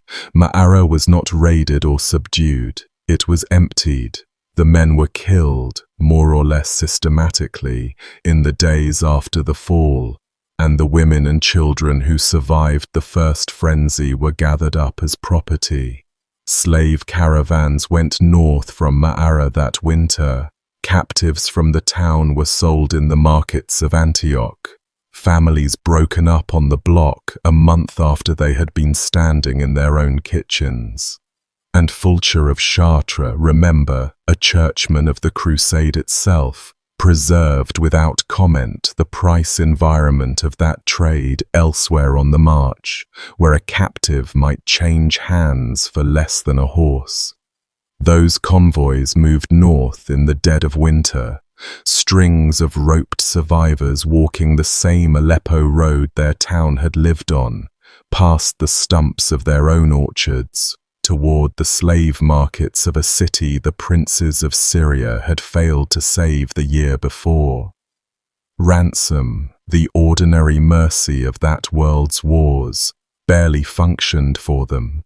The Muslim powers who might have bought them free had written the whole district off, and the sellers wanted quick coin. A few of the enslaved surface later at the margins of the record, converts and servants in the households of the new Frankish principality, and the rest vanish the way slaves vanish into other people's account books, their names absent from the same chronicles that carefully preserve the price of a camel's tongue. Ibn al-Athir's phrase for the taking at Ma'ara was simply that the captives were beyond counting. And for once the round language and the reality probably shook hands. Some of the townspeople did what people in that region had done in every catastrophe for 1,000 years, and went underground into the caves and tunnels that gave Ma'ara its name. It did not save them. The Crusaders knew or quickly learned that the survivors had taken their families and whatever gold they had down into the rock, and the accounts of what followed are among the ugliest passages in the entire literature of the Crusade. Fire and smoke were pushed into the cave mouths to force people out, choking whole families up into the light, where the men were killed and the rest taken. Those suspected of hiding valuables were tortured for them. Raymond of Aguilera, the chaplain, describes Crusaders driving captives up out of the caverns and killing those who could not or would not produce treasure, and other accounts speak of captives thrown from the walls, of old people beaten to death over a rumor of coins.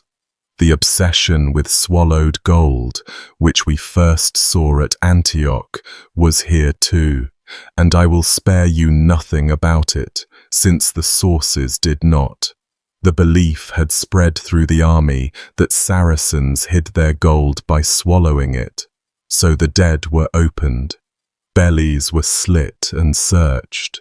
At Ma'ara, at Antioch before it, and, most infamously, at Jerusalem 7 months later, dead men and women were treated as containers, and the search for coins in human viscera became, for some of the army's poor, a form of prospecting.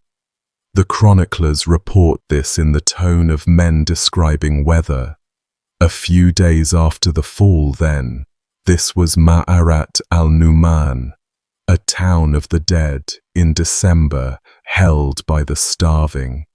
Corpses filled the streets faster than they could be dragged away, and were pitched into the ditch, into wells and cisterns, fouling the town's own water, and into the marshy ground outside the walls. The cold slowed the rot, but did not stop it, and the accounts speak of a stench that made quarters of the town unusable. The victors, meanwhile, tore the place apart, looking for the wealth a town this prosperous was supposed to contain, and found much less than they had dreamed. Granaries lighter than expected after a season of regional war, portable wealth hidden, buried, swallowed, or already carried off, and, crucially, not remotely enough food.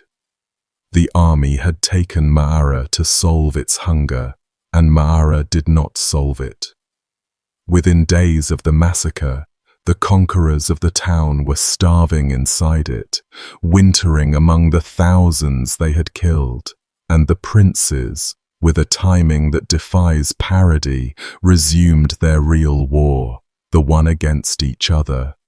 Bohemond held the walls and towers, Raymond held the interior and installed his own man, the newly minted bishop of the nearby town of Albara, and the two greatest lords of the Crusade settled in to bicker over the title to a charnel house. And in that place, in those weeks, the thing happened that this video is named for. So here we are. I am going to take you through the sources one at a time, in roughly the order they were written, and I am going to let each writer say what he says, since the fascinating and terrible thing about the cannibalism at Ma'ara is precisely that a dozen men wrote it down, and every one of them handled it differently, like men passing something hot from hand to hand. You will hear hunger in some accounts, calculation in others, shame in nearly all of them, and you can weigh for yourself where the truth of it sits. What you will not hear from any of them, Christian or Muslim, is a denial that it happened. Start with the earliest, the anonymous Gesta Francorum, written around 1100 by a knight who followed Bohemond and was there. His account is the shortest and the plainest, one sentence dropped into the narrative of the aftermath, and its plainness is its own document. While the army lingered at Ma'ara, he writes, some of our people, driven by terrible necessity, cut flesh from the dead bodies, sliced it into strips and cooked and ate it. One clause, and he moves on, a soldier recording what soldiers did. His close cousin in the sources, a Poitevin priest named Peter Tudebode, who was also on the Crusade and whose account overlaps heavily with the Gesta, repeats the report with one addition that has kept historians up at night for 900 years. He specifies that it was the bodies of Saracens that were eaten, only the enemy dead. Notice what that detail does. An army starving indiscriminately had, by December, buried a great many of its own people. If pure famine was the whole engine here, the freshest and nearest dead would have served, whoever they had been in life. The insistence, repeated across several accounts, that the eaten were Muslims, suggests that even at the absolute floor of human extremity, a line was being maintained, and a line maintained is a choice being made. What that choice meant, whether it was the last remnant of a taboo or something colder and more deliberate, is the crack that runs through this whole episode, and we will follow it. Fulcher of Chartres next. Fulcher was a priest on the Crusade, though by this point he was hundreds of miles away at Edessa serving Baldwin, so his account of Ma'ara rests on what the army itself said had happened, on the testimony of men he knew and marched with. He is generally a sober, careful writer, not given to horror for its own sake, and his sentence about Ma'ara visibly costs him something. "I shudder to tell it," he says, and then he tells it. "Many of our people, harried by the madness of starvation, cut pieces of flesh from the buttocks of the Saracens lying there dead and cooked them, and when the pieces were barely warmed through, hunger took over, and they devoured the flesh half raw." Every clause of that is doing work. The buttocks, the gluteal muscle, the largest cut of meat on a human body, a detail with the awful specificity of testimony rather than invention. The cooking attempted and abandoned, mouths that could not wait for the fire to finish. And Fulcher's timing. He places this during the siege, in the hungry camp before the wall fell, and he adds a bitter observation of his own, that in this, the besiegers were more damaged than the besieged. He seems to mean it spiritually as much as anything. The men outside the wall, in his telling, were being destroyed by the siege in a way the men inside were not, in a place no relief army could reach. Two questions hang over all of these accounts, and the chronicles, so vivid about the act, go quiet on both. The first is scale. "Some of our people," says the Gesta. "Many of our people," says Fulcher. "The Christian people," says the leader's letter, and none of them attaches a number, so we genuinely do not know whether the eating at Ma'ara involved a dozen men at the last extremity, or hundreds, or something in between, and the interpretation shifts with the scale, a handful suggesting private desperation, a crowd suggesting something with an audience and a degree of tolerance from above. The second is consequence, and here the silence is stranger. Eating flesh that has spent 2 weeks decomposing in marsh water is, medically, a catastrophe. Putrid meat of any species carries bacterial loads that kill healthy adults, let alone people already in the late stages of starvation, and it is close to certain that some of those who ate at Ma'ara sickened terribly for it, and plausible that some died of the meal itself. No chronicler records it. Deaths in the camp that winter were so ordinary and so multi-causal that dying of the marsh would have vanished into dying of everything else. And perhaps no writer wanted to follow the story that one step further, into the picture of a crusader killed by the body of the enemy he had eaten. The record simply stops at the eating.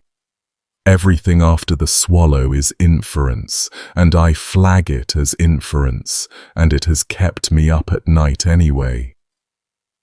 Now the eyewitness.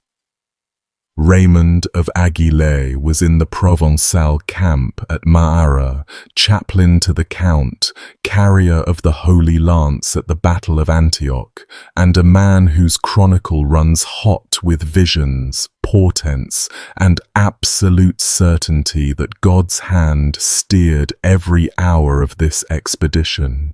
He places the eating after the fall of the town, during the starving weeks of the occupation, and his version opens with the image we started this whole video with, the one I find harder to shake than any other in the sources. Famine gripped the army so hard, he writes, that the people ate the bodies of the Saracens, already stinking, which had been thrown into the swamps beside the city 2 weeks and more before, and they ate them greedily. 2 weeks. The bodies pulled from that cold marsh water in mid-December had been dead since the fall of the town, softening in the wet the whole time, and the chaplain's word for how his fellow Christians consumed them is greedily. He is the only writer who gives us appetite, and coming from a man standing inside that camp, it lands like a door slamming. Then Raymond does something none of the other early writers do. He tells us who was watching. This spectacle, he says, disgusted many, of our own people and of strangers, and word of it went out, and he puts a speech in the mouths of the Muslims of the region, asking one another who could stand against a people so obstinate and so cruel that a year of siege could not turn them from Antioch, and who now lived on human flesh.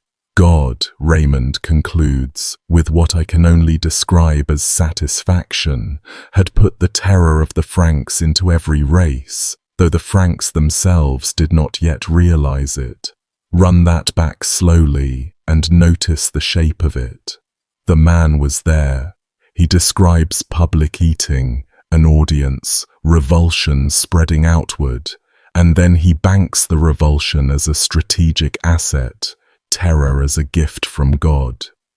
Whether anyone at Maara planned it that way in the moment, the army's own chaplain, writing within a couple of years, understood perfectly well what the cannibalism had bought them and priced it without blinking.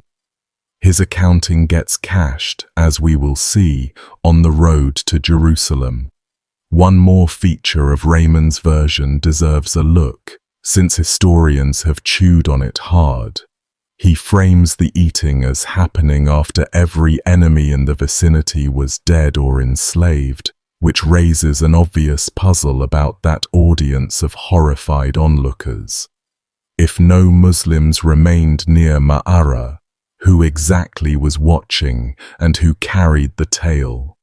The likeliest answer is the mundane one, that the region was never actually empty, that survivors, traders, villagers, captives, and travelers on the Aleppo road saw or heard everything, and that news of this sort moves faster than armies. But the wrinkle in his telling shows you something about all these accounts. Each writer is arranging true and terrible material into a shape he can live with. Raymond needs the eating to be both famine-driven and providentially useful. The Gesta needs it brief. Fulcher needs it to be madness. Nobody is lying exactly, and nobody is giving you the whole of it. And 9 centuries later, we are still triangulating between their discomforts. The accounts written back in Europe over the following decade by men who had not been there but who interviewed those who had, do not soften the story. They escalate it. Ralph of Caen, a Norman clergyman who served Tancred and wrote his deeds sometime after 1112, delivers the single most horrifying sentence in the entire dossier, and he stakes his credibility on his sources for it. He says he had it from the very perpetrators of the shame. At Ma'ara, Ralph writes, "Lack of food drove our people to make meals of human flesh, and the adults were put into the cooking pot, and the children were fixed on spits and roasted, and both were devoured. Boiled adults, roasted children." I have gone back to that sentence many times, and it does not get easier. Now, the responsible thing is to tell you what surrounds it. Ralph wrote 15 or 20 years after the events, in a florid, classicizing style, for an audience that expected atrocity in its histories of the infidel war. His stewpot and spit imagery closely resembles a passage the Byzantine princess Anna Komnene wrote about Crusader atrocities in Anatolia years earlier: babies dismembered, others impaled on wooden spits and roasted over fire, and scholars have gone both ways on that resemblance, some seeing a literary image migrating between texts, a stock picture of ultimate barbarism reached for by two different writers, others noting that two independent witnesses describing similar horrors is also what it looks like when similar horrors occurred. Muslim chronicles of Ma'ara, notably, dwell at length on the massacre and the broken promises and say almost nothing about eating, and nothing at all about anyone being cooked alive or butchered fresh for the pot. The Arabic tradition that does mention the eating attributes it to hunger, to the consumption of the dead. So you have Ralph claiming the confession of participants, describing something beyond every other account, and you have a surrounding record that supports the eating of corpses and goes silent exactly where Ralph goes furthest. I am not going to rule on that for you. I will only say that whichever way you resolve it, you are left somewhere terrible. Either men told Ralph the truth about pots and spits, or the Crusade's own veterans and the writers who loved them found the documented reality so unbearable that the retellings mutated into monstrosity within a generation. Pick your horror. Albert of Aachen, working in the Rhineland from returned Crusaders' reports, adds his own texture and one genuinely strange grace note. The Christians at Ma'ara, he writes, did not shrink from eating the bodies of the Saracens and Turks they had killed, cooked in fire, and here his sentence takes a turn nobody expects. And even the dogs they caught. Even the dogs.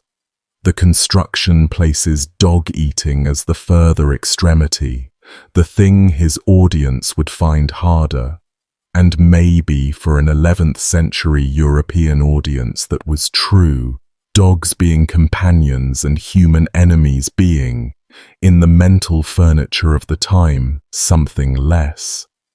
I find that little sentence one of the most quietly revealing in all of this, since it shows you the hierarchy of horror operating in the minds these reports landed in, and how differently that hierarchy was built from ours. Robert the Monk, reworking the Gesta around 1107 for a wide readership, keeps the plain report, hunger, corpses cut up, cooked, eaten, and inserts one flinch of his own, calling it a thing horrible to relate, a small editorial shudder from a writer who narrates beheadings by the hundred without pausing.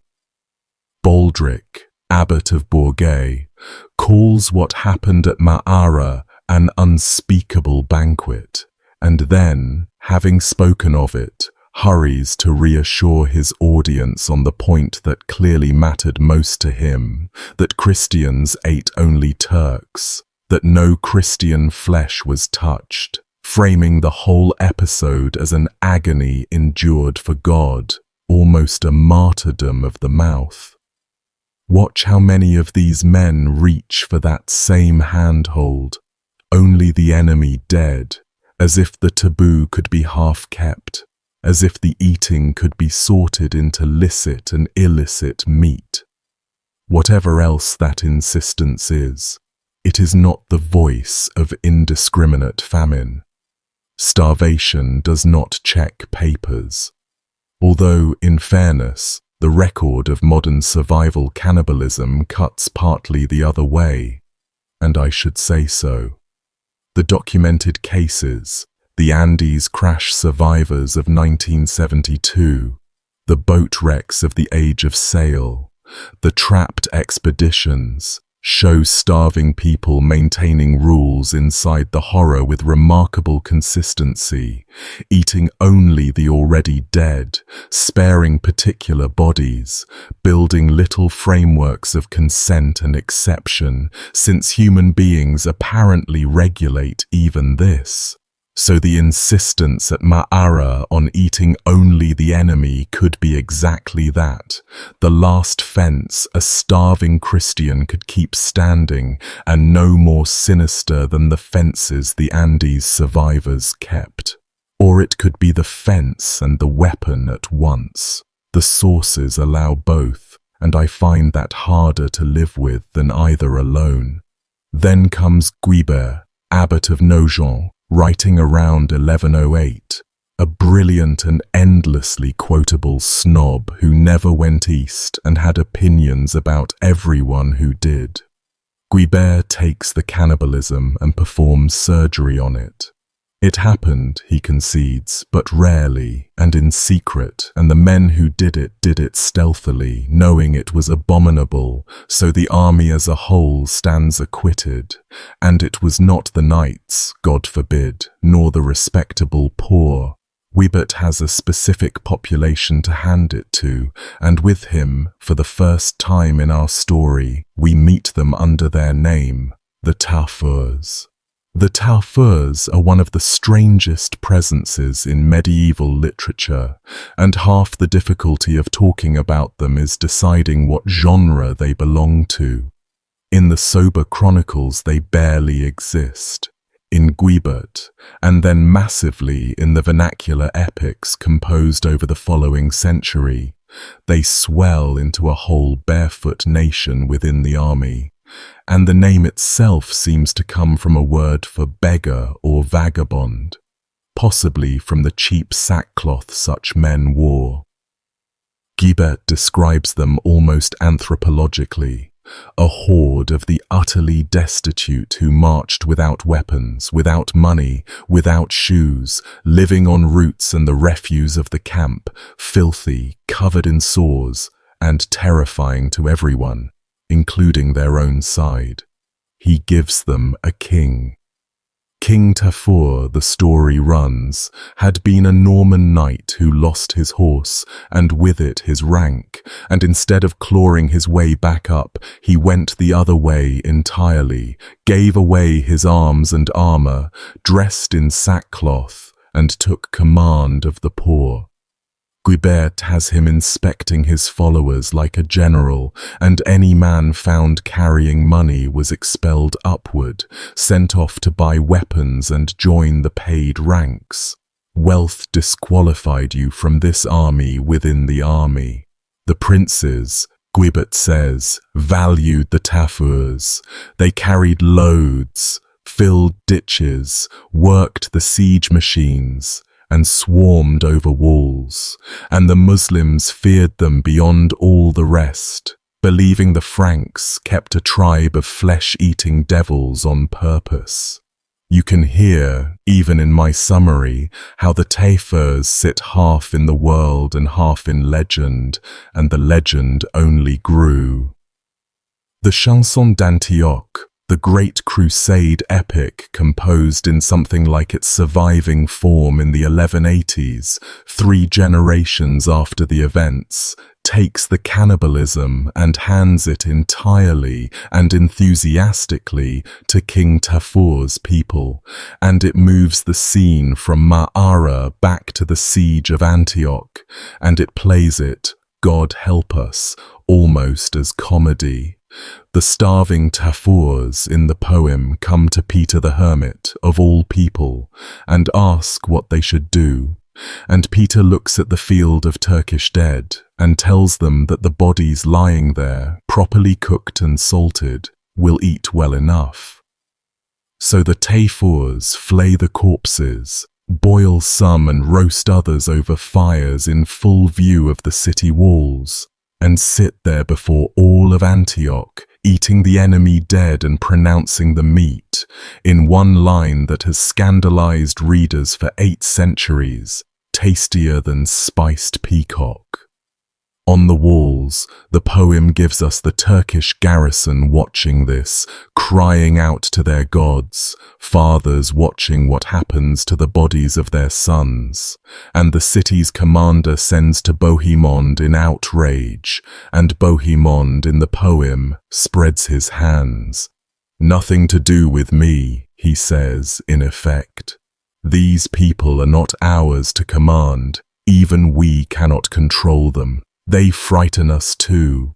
And having disclaimed them, the poem's Crusader princes quietly bank the fear, exactly as Raymond of Aguilé had banked it in sober prose 80 years earlier. The later Histoire d'Antioche pushed the caricature to its final grotesque form, imagining the Tafurs as barely human at all, black-skinned, dressed in the hides of men, carrying clubs and flaying knives, opening Saracens the way butchers open pigs. By the 1200s, the poorest people of the First Crusade had been rebuilt in literature as a monster race, and the monster race owned the cannibalism, and everyone else in the story was clean. Who was in the room when those poems were performed? The answer explains a great deal about how the Tafurs ended up holding the bag. The Chanson d'Antioche, in its surviving form, is credited to a poet named Grindor de Douai, reworking older material for audiences in the France of the 1180s, and those audiences were, to a striking degree, the actual descendants of the Crusaders, noble houses whose founding glory was an ancestor at Antioch or Jerusalem, listening after dinner to a professional singer perform the family's finest hour. Crusade epic was ancestral advertising, and it obeyed advertising's rules. The ancestors must be magnificent and the miracle real. The cannibalism could not be cut, it was too famous.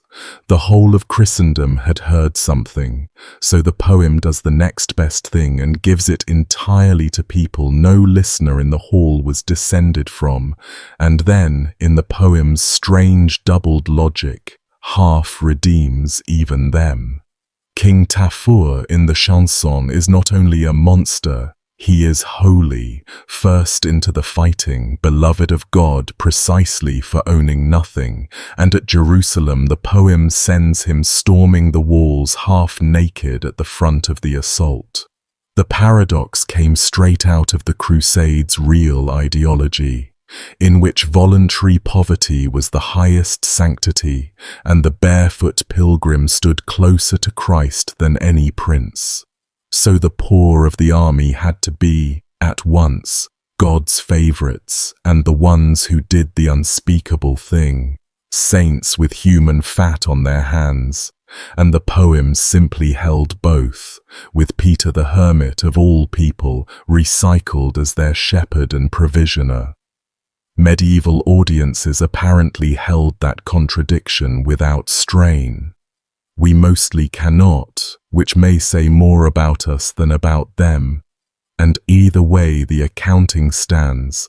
The men and women who starved first, walked the whole way, filled the ditches, and pulled down the walls of Ma'ara so the crusade would move again, entered literature as flesh-eating grotesques, so that everyone above them could enter it clean. You can probably see the mechanism working, and I will only underline it lightly, since this genuinely is a place where the evidence speaks for itself. The earliest sources, the ones written by men who were at Ma'ara or spoke directly with those who were, describe the eaters as some of our people, our army, the Christian people. No Tafirs. The word and the blame arrive together a decade later, with a writer safe in a French abbey, and then flower in poems written for the grandchildren of the Crusaders, audiences that wanted the great deeds without the taste of the Marsh. Whether a corps of organized poor under a beggar king ever existed as described, historians still argue.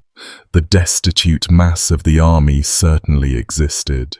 We have watched it starving since Anatolia, and some scholars, going back to a foundational study in 1959, have taken the Tafirs seriously as a real fraternity of the poor, while others see mostly a literary device wearing rags.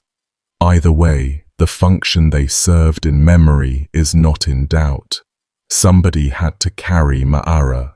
The princes could not, the knights would not, and so it settled, as such things do, on people with no surnames, no chroniclers of their own, and no descendants endowing monasteries to argue their case. The poor pulled the bodies from the marsh, said the story, and everyone else merely failed to stop them. Maybe that is even how it happened. The men who wrote the record had every reason to want it so, and that is exactly the situation in which a careful person keeps a hand on their wallet. One thread running through the sources refuses to lie flat, and modern historians keep returning to it. If the eating at Ma'ara was purely the reflex of famine, private, ashamed, the body overriding the soul in the dark, then several details sit oddly. The repeated insistence that only Saracen dead were eaten, when the army's own dead lay everywhere and fresher. Raymond of Aguilar's spectacle, performed before an audience whose horror he records and whose terror he celebrates. Guiber has a further scene along these lines. Crusaders, he says, at one point took a Turkish corpse, and where enemy eyes could see, roasted it as if for the table, precisely so that word would spread that the Franks ate men, a piece of theatre staged with a real body. And the strategic afterlife of the story, which we will watch operating on the road to Jerusalem, where town after town chose tribute over resistance with the news from Ma'ara fresh in every ear. One influential modern reading associated with the historian J. Rubinstein, who wrote the essential study of this whole question, puts those pieces together into a picture in which at least some of the cannibalism was weaponized while it happened. Hunger supplying the act and calculation supplying the staging, starving men eating enemy dead in the open, and being allowed, perhaps encouraged, to be seen. Other historians, Jonathan Riley Smith prominent among them, have kept it simpler. The army was starving past endurance. The dead were eaten as the dead have been eaten in extremity throughout history, and the Tafur pageantry is later varnish. His summary of the Tafurs was, dryly, that they were very hungry. Thomas Asbridge, who has written as vividly as anyone about the Crusade, calls Ma'ara one of the most infamous of all the Crusaders' atrocities and emphasizes the dividend either way, that whether by design or accident, the Franks now marched inside a rumor that unmanned their enemies before a sword was drawn. The sources genuinely support each of these pictures in places, and genuinely resist each of them in places, and I would rather leave you standing where the evidence actually stands, in that cold town, between a starving man and a watching one, unable to tell the two apart from the outside. One more document, and then we can leave the eating, though it does not really leave the story. That letter I mentioned, written by the Crusade's own leaders from Laodicea in September 1099 to the Pope, the official report of the whole expedition, over the names of an archbishop, of Godfrey, and of Raymond of Toulouse himself. We saw its careful, lawyered sentence about Antioch that men could scarcely refrain. About our town, the drafting hand does not flinch, or perhaps by this point had nothing left to flinch with. While we delayed at Bara and Mara, the leaders wrote, famine grew so great in the army that the Christian people ate the putrid bodies of the Saracens. The commanders of the First Crusade, in an official dispatch to the head of their church, reported the consumption of rotten human flesh by their own people in one flat clause, wedged between logistics, years before anyone thought of blaming the Tarfurs. With no secrecy claimed and no monsters invented, the sentence simply signed, sealed, and carried to Rome. Whatever else remains uncertain about Ma'ara, and plenty does, the event itself was entered into the record by the men responsible for the army that did it, within 9 months, addressed to God's own vicar. Historians spend careers wishing for confirmation that clean. The Crusaders' own writers set Ma'ara against the longer history of siege and famine, and the comparison sharpens rather than softens what happened. Survival cannibalism under siege was not unknown to these men even as a concept. Every educated churchman in the army knew Josephus, whose account of the Roman siege of Jerusalem in the year 70 contains the most famous atrocity story in ancient literature, the noblewoman Mary of Bethazuba, who, starving in the encircled city, killed, roasted, and ate her own infant son. And the horror of that story had been quoted from pulpits for 1,000 years as the outer limit of what famine does to human beings. Nor was it only ancient. Within living memory of the Crusaders' own grandparents, the great European famine of the 1030s had produced reports, recorded by the monk Ralph Glaber, of human flesh dug up, of travellers murdered for food, and of a man at the market of Tournus in Burgundy caught selling cooked human meat, for which he was burned. The 11th century mind, in other words, had a filed category for this. Famine cannibalism was a known horror at the absolute edge of the human map, something that happened to the besieged and the God-forsaken. What had no precedent at all was what the chronicles of the First Crusade had to record. An army of the cross, on the most sacred journey Christendom had ever organized, doing the edge-of-the-map act in enemy country, to enemy dead, some of it possibly in the open, and then marching on to triumph. The besieged eat the dead in the old stories. At Ma'ara, the besiegers did and won, and their priests wrote it down. Some scholars go a step further into genuinely uncomfortable territory, and point out that these writers belonged to a faith whose central weekly rite was the consumption of the body of their god, and that 11th century theology was right then in the middle of fierce controversies over how literally that consumption should be understood.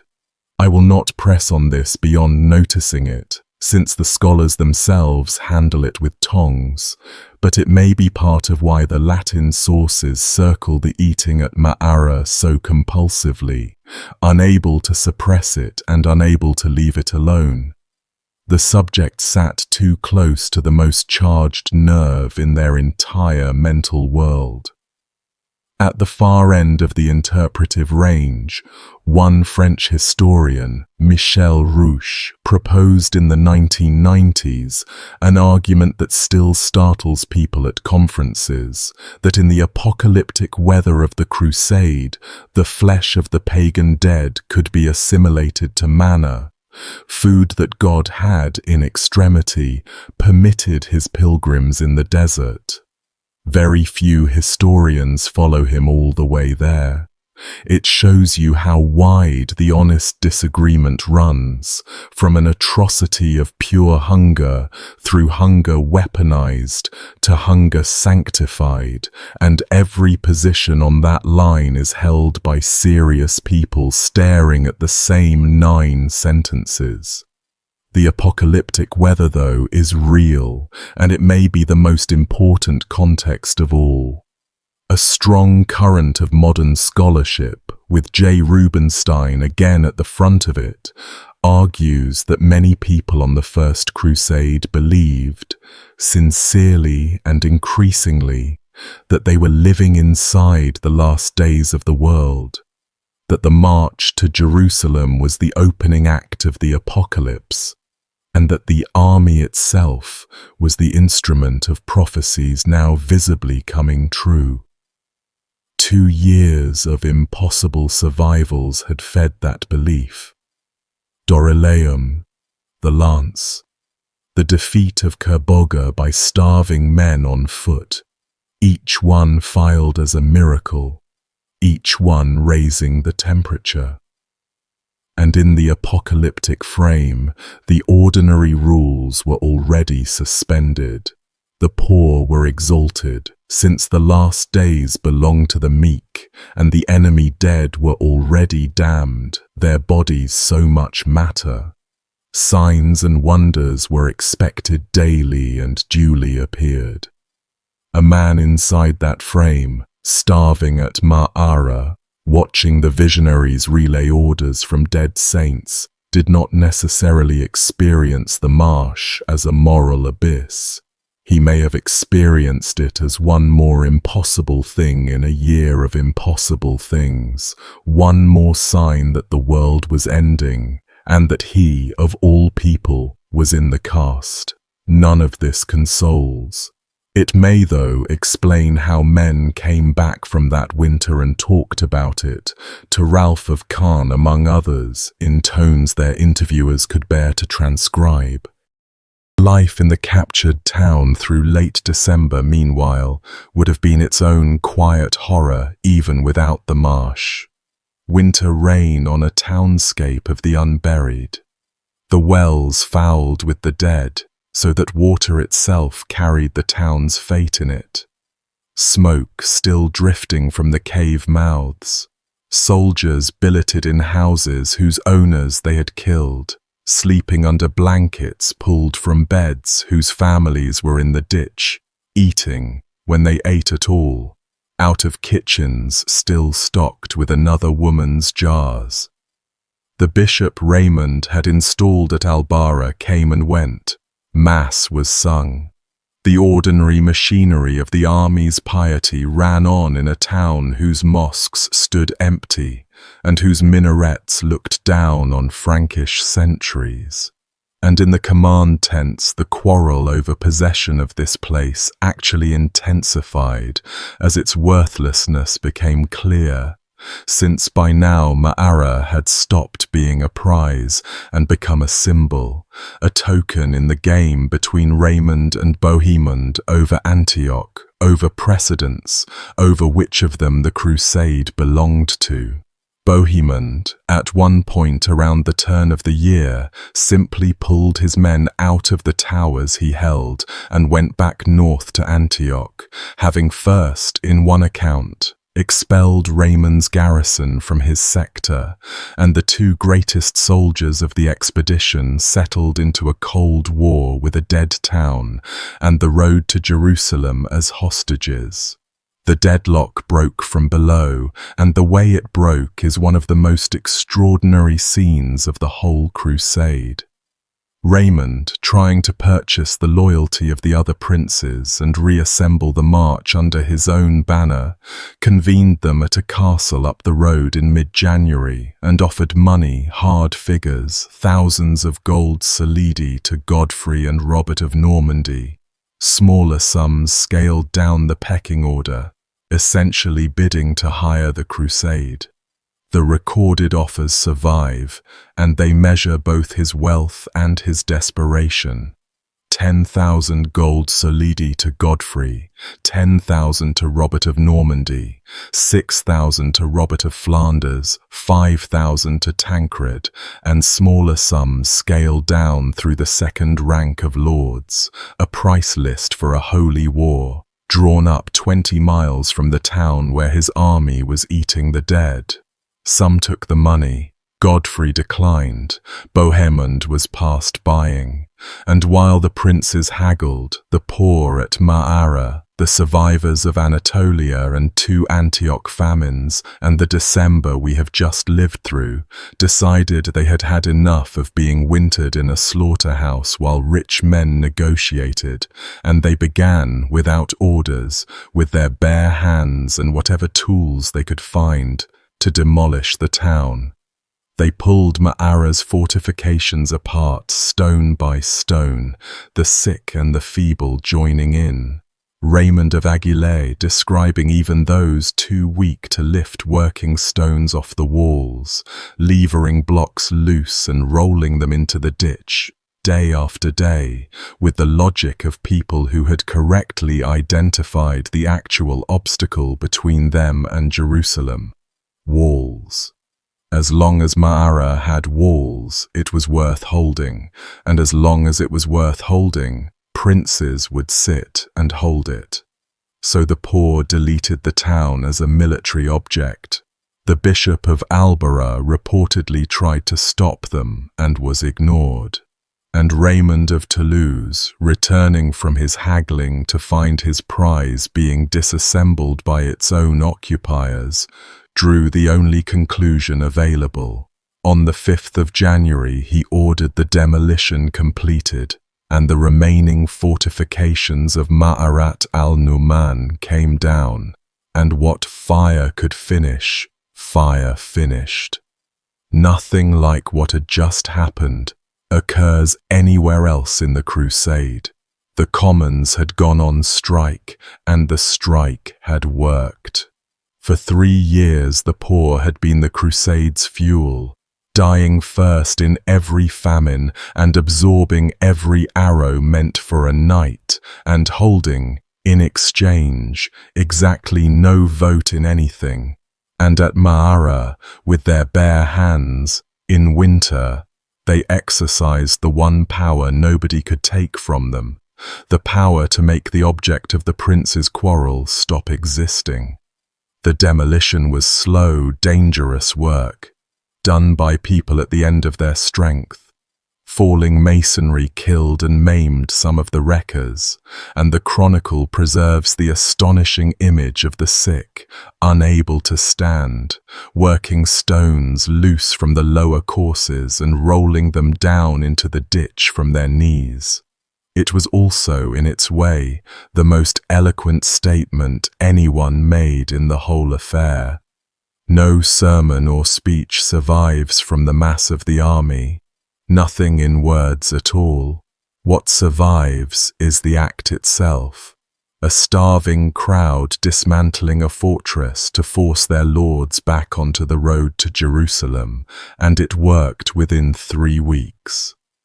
When the column finally moved, the town it left behind had been unmade twice over, its people in December, its stones in January, and the fires set on departure took most of what remained standing, so that the next travellers on the Aleppo road passed a low smoking wreck where one of the pleasantest market towns in Syria had stood at the start of the season. Then, on the 13th of January, 1099, the Count of Toulouse, the richest crusader of them all, the man who had spent a month wrangling over the ownership of ruins, walked out of the gate of Ma'ara barefoot, dressed as a simple pilgrim, and took the road south. His army followed, and Robert of Normandy and Tancred with their contingents fell in over the following days. The barefoot exit was a formal act of penance, the posture of a man approaching a shrine, and the sources present it, and Raymond surely intended it, as devotion recovered, the crusade remembering itself. Stand where we have been standing for the last hour, though, and it is hard not to see what the gesture was penance for, and what the man's bare feet were walking away from. The chroniclers do not connect those dots for us. They rarely do. The Count went south a pilgrim, and behind him the town smoked, unwalled, unpeopled, its dead in the marsh and the ditch and the wells, and in the memory of the region, unforgotten. Muslim tradition, centuries on, would remember exactly this sequence, safety promised and butchery delivered, and would file the frange accordingly. The road to Jerusalem from that point is one of the eeriest stretches of the whole story, precisely on account of what did not happen. This shattered, half-starved column, a fraction of the force that left Europe, now marched for months through hostile country and was barely fought. Emirs whose walls the Crusaders could never have taken sent envoys out to meet them with bread, with horses, with guides, with money, buying the Franks' passage past their towns. The lords of Shaizar, the fortress on the Orontes just down the road from Ma'ara, made terms almost immediately and supplied the army as it passed. And I want to point at one small figure inside those walls as the pilgrims tramped by. The Banu Munkid, who held Shaizar, had a son at that time around 3 years old named Usama ibn Munkid, born in 1095, the very year of Clermont. That boy would grow up to fight the Franks his whole life and befriend some of them, and in old age write the most humane, sardonic, closely observed Muslim account of these strangers that the century produced. His homeland's introduction to them was Ma'ara, 20-odd miles from his nursery. When he and his generation weighed the frange, courage granted, ferocity granted, everything else in question, the scales had been set in the winter of 1098. Why did the emirs pay? Politics, certainly. Syria's Muslim princes hated and feared each other at least as much as the invader, and letting the Franks pass through to become someone else's problem was sound strategy. But the sources on both sides keep gesturing at something beneath the strategy. Word of Antioch had already made the Franks uncanny, an army that should have died twice and had not. Word of Ma'ara made them something worse. Raymond of Aguilers told us straight out what his side believed the cannibalism had purchased, the terror of the Franks in every race, and the behavior of the towns on the road south is that sentence acted out on the map. Fight the frange and your city becomes Ma'ara, your sons in the ditch, your daughters on the block at Antioch, your dead in their cooking fires. or open your gates, pay, feed them, and watch them walk on toward Jerusalem, and pray they keep walking. Town after town did the sums. The tribute itself made the point physically. Convoys came out to the marching column from cities the Crusaders never entered, mule loads of bread and wine, whole herds driven bleating into camp, purses counted out by chamberlains who did not meet anyone's eyes, and for the first sustained stretch since Europe, the army ate. Men who had boiled thistles outside Antioch and done worse at Ma'ara now walked the coast road with full saddlebags, provisioned by the very people their reputation terrified, and the reputation rode along with them, doing more work than any siege engine they had ever built. The chroniclers record the plenty of that spring with something close to disbelief, as if the countryside itself had surrendered. A war that had begun with tens of thousands starving toward Jerusalem ended with a fraction of them being fed toward it by their enemies, and the hinge between those two conditions stood a few days' march behind them, unwalled and empty. The column that had eaten men in December was escorted, provisioned, and practically waved through Syria in the spring. And if you want a one-sentence summary of the strategic afterlife of the atrocity at Ma'ara, it would be this: the Crusade's worst crime paved the road to its greatest victory. One piece of unfinished business from Antioch met its end on that road, and having given the Holy Lance its scene, I owe it an exit. The Lance and Peter Bartholomew had kept ascending after the great battle, Peter relaying ever more detailed instructions from his rotating cast of saints, and the skeptics, mostly in the Norman and northern French camps, had kept muttering. During the long, futile siege of Acre in the spring of 1099, the muttering finally came to a head, and Peter, magnificently, overplayed his hand. He demanded the ordeal, judgment by fire, to settle the lance forever. On the 8th of April, Good Friday, the army built 2 walls of blazing olive branches with a gap of about a foot between them, some 4 feet high and a dozen long, and Peter Bartholomew, in his tunic, carrying the relic he had pulled from that pit, walked into the fire while thousands watched. He came out the other end, which by the rules should have ended the argument, and then he collapsed, and the accounts diverge exactly as you would expect, the believers insisting he emerged unburned and was crushed by the ecstatic mob, the doubters describing a man roasted through the middle. He died 12 days later, on the 20th of April, of his burns and injuries, and the Lance's authority largely died with him, at least outside the Provençal faithful. Set his ending beside the Marsh for a second. Fire and human flesh, twice in a single winter and spring, at Ma'ara with the dead, at Acre with a living man, both times in front of a crowd, both times as proof of something. These people had come to believe that ultimate questions could be settled in meat. Everything at Ma'ara sits inside that belief somewhere. What followed, once the column was truly moving, has a dreamlike quality in the sources after everything we have been through. The Emir of Homs sent horses.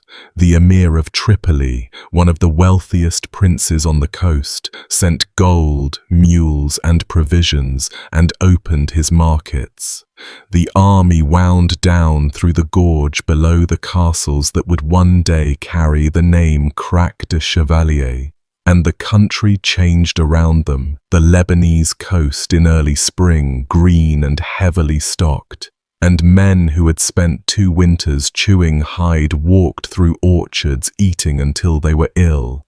Raymond, unable to help himself, parked the army for 3 months at Arca, a fortress town that had done nothing to him, hoping to squeeze the county of Tripoli into existence before Jerusalem, and the siege failed absolutely, achieving nothing except the death of more Crusaders, among them the ordeal of Peter Bartholomew you have already heard, and a poisonous new round of quarrels. Godfrey and Robert of Flanders came south to join the march. The rank and file forced the abandonment of Arca in May, by more or less refusing to fight for it. And from there the pilgrimage ran hot and fast down the coast, past Beirut, Tyre, and Acre, under negotiated truces. Every city buying its safety with bread and coin, inland at Jaffa through Ramla, until, on the 7th of June, 1099, the army came over the ridge northwest of Jerusalem and saw it. The hill they saw it from, pilgrims would later call Montchoir, Mountain of Joy. Chroniclers describe the whole column weeping, men falling to their knees, 3 years and uncounted tens of thousands of lives from Clermont, and among the people crying on that ridge at the sight of the holy city were necessarily whoever had waded into the marsh at Ma'ara 6 months before. The sources do not distinguish them. God presumably could. 5 weeks later the city fell, and the men of the marsh went over the wall with everyone else. Jerusalem, when they finally reached it in June 1099, is a story that deserves and has its own videos, so I will keep to the parts that belong to ours, the parts where you can see Ma'ara's fingerprints. The siege was short and desperate, waterless high summer, the wells poisoned or held against them, timber for siege engines hauled from miles away, and on the 15th of July the towers went against the wall and the city fell in an afternoon. The sack that followed became a byword within its own generation.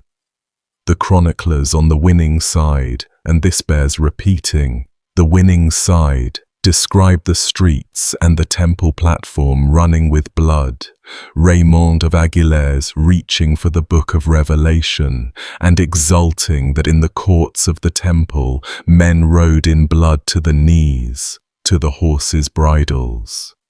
Allow for scripture doing the measuring there, and the residue is still a city's population, tens of thousands by the traditional counts, largely destroyed in days, Muslims and the city's Jews together, the survivors enslaved or made to clear the bodies of their own families from the streets before being marched off. The worst of it concentrated, as everyone at the time understood, on the temple platform. Crowds of the city's people fled in the final hours to the roof of the Al-Aqsa Mosque, and Tancred, taking their surrender and, not incidentally a colossal ransom, gave them his banner to display as a sign of his protection. It protected them for 1 night. At dawn, other Crusaders climbed to the roof and killed everyone under the banner, men and women, several hundred people by the accounts, and the chroniclers record Tancred's fury at the insult to his flag with more energy than anyone records grief for the people under it, the city's Jews, who had fought on the walls alongside their Muslim neighbors, fared no better. A strong tradition holds that many who took refuge in the main synagogue died when it was burned, and letters found centuries later in the Cairo Geniza fill in the aftermath. Communities across Egypt taxing themselves to ransom Jerusalem survivors and buy back looted Torah scrolls from the conquerors, redemption by installment from the men of the cross. And days after the fall, with the frenzy supposedly spent, Albert of Aachen records a decision taken in cold blood. The leaders, fearing the captives still held in the city, ordered the remaining prisoners killed, and a second administrative massacre swept through people who had survived the first. One exception glows strangely in all this darkness, and the name attached to it will surprise you after everything we have watched him do. The Fatimid governor of Jerusalem, Iftikhar al-Dawla, held out in the Tower of David with his bodyguard and negotiated terms with Raymond of Toulouse, treasure for safe passage, and Raymond, the lord of Ma'ara's ruins, kept the bargain to the letter, escorting the governor and his men out of the dying city and seeing them safely on the road to Ascalon. The one great safe conduct of the campaign that was honored in full. The chroniclers of Bohemond's party sneered that Raymond had sold his sword arm for gold. Iftikhar and his men, alone among the garrisons of this story, lived to be sneered about, and the coins. At Jerusalem, the swallowed gold conviction we watched at Antioch and Ma'ara reached its industrial form. Fulcher of Chartres describes it with that terrible matter-of-factness of his. It was wonderful, he says, meaning astonishing, to see the squires and the poorer footmen, once they learned of the Saracens' trick, split open the bellies of the dead to pull bezants out of the entrails, and, because opening one body at a time was slow, the dead were heaped into piles and burned, so that the coins could be raked more easily out of the ashes. Days of pyres, in July, inside a walled city, men sifting the cremated remains of families for currency. No eating is recorded at Jerusalem. Food had reached the army by then, and the city fell fast. And across the whole crusade, for all its massacres, the eating of the dead stays fixed to that one winter, at that one town, at the absolute bottom of the famine. And honestly, that concentration is itself a piece of evidence you can weigh in the hunger versus terror question we left open. Wherever this army was fed, it did many dreadful things, and it did not do that one. The men went home or stayed and became a kingdom, and the writing began, and we have spent most of this video inside that writing. So before the end, I want to cross the line one more time and look at how the other side remembered our town, since Ma'ara's second life, its life in Muslim memory, runs longer than the Crusader states did and is arguably still going. The nearest chroniclers in time, like Ibn al-Qalanisi in Damascus, fixed the elements that mattered to them: the wooden tower, the fall, and above everything the broken guarantee, safety pledged, and then the killing, the plunder, the crosses raised over a Muslim town. The Muslim chronicles, in passing, keep their own time, and the difference has always struck me. In their pages, the town does not fall in December of 1098, but in the month of Muharram of the year 492 after the Hijra, and the double dating is a quiet reminder of what this collision actually was: two calendars, two worlds, each fully convinced it stood at the center, meeting at the wall of a pistachio town. With the calendar the town used losing everything, and the memory of that loss keeping its own count ever since.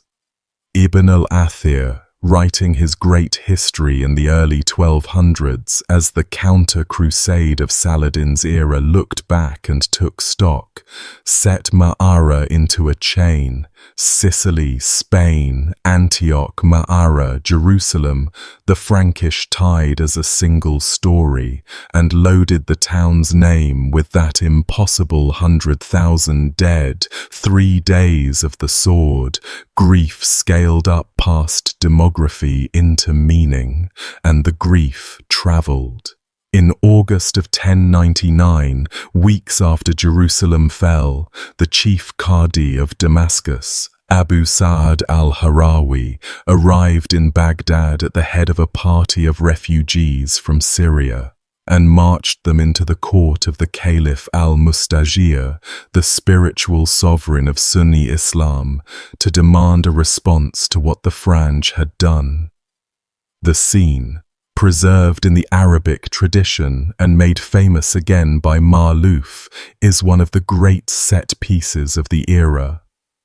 It was Ramadan, and al-Harawi and his companions, travel-worn and deliberately scandalous, broke the fast publicly in the Caliph's own audience, eating in daylight before the court, precisely to force the assembly to feel a fraction of the outrage it was declining to feel about Jerusalem, about Antioch, about the towns of Syria. Men wept in that audience hall, the accounts say, as the refugees described what they had fled, and the poet al-Abiwadi circulated verses that carried the moment across the Muslim world, lines lamenting that blood and tears had been mixed together, that the sons of Islam slept in comfort, while their brothers in Syria had only the backs of horses or the bellies of vultures for a bed, verses asking how a man could sleep at all. Among the atrocities those refugees carried in their mouths, the fresh ones were Jerusalem's, but the file went back through the whole invasion, and in that file, 8 months old, its dead barely settled in the Marsh, sat Ma'arat al-Numan, the town of the broken promise. The Caliph moved, appointed a commission of inquiry. The commission, in the way of commissions, produced nothing. Baghdad had its own wars. The Seljuk princes were tearing at each other, and Syria was far away. And the practical answer of the Islamic East to the First Crusade in 1099 was silence. The silence lasted a generation, and its ending lies mostly outside this video. So one sentence will have to hold it. The counter-crusade, when it finally came slowly. Zengi taking Edessa in 1144, Nur al-Din unifying Syria, Saladin taking Jerusalem back in 1187, and the men who built that movement built it, in part, out of memory, out of the grievance file that al-Harawi had carried to Baghdad and Baghdad had shelved, and Ma'ara stayed in the file the whole time. Preachers of jihad in the 12th century did not need to invent Frankish savagery. They had the towns of 1098, and they had the stories, and whether or not any given preacher knew the Latin chronicles confessions about the Marsh, the outline, a people who broke their sworn word and devoured the dead, was already fixed in the tradition his audience had grown up inside. For the Arabic tradition broadly, Ma'ara became a shorthand for Frankish faithlessness and savagery, and the eating, where it appears as one horror among horrors, explained as the hunger of brutes. The modern book that carried this memory to the widest audience, Amin Marlouf's The Crusades Through Arab Eyes, published in 1983, gives its chapter on this campaign the title The Cannibals of Ma'ara, and argues that the townspeople's fate, carried by poets and oral memory, fixed the image of the Franj for centuries. An image, he writes, in which the Turks would never forget the cannibalism of the Occidentals. Some historians have pushed back on parts of that framing, noting the curious fact we have verified for ourselves along the way, that the detailed, gloating, ashamed, contradictory testimony about the eating survives overwhelmingly in Christian ink, the perpetrator's own literature, while the Arabic sources mostly recorded the massacre and moved on. which means the strangest custodians of this atrocity's memory have always been the heirs of the men who committed it, writing it down, generation after generation, unable to leave it alone. Make of that what you will.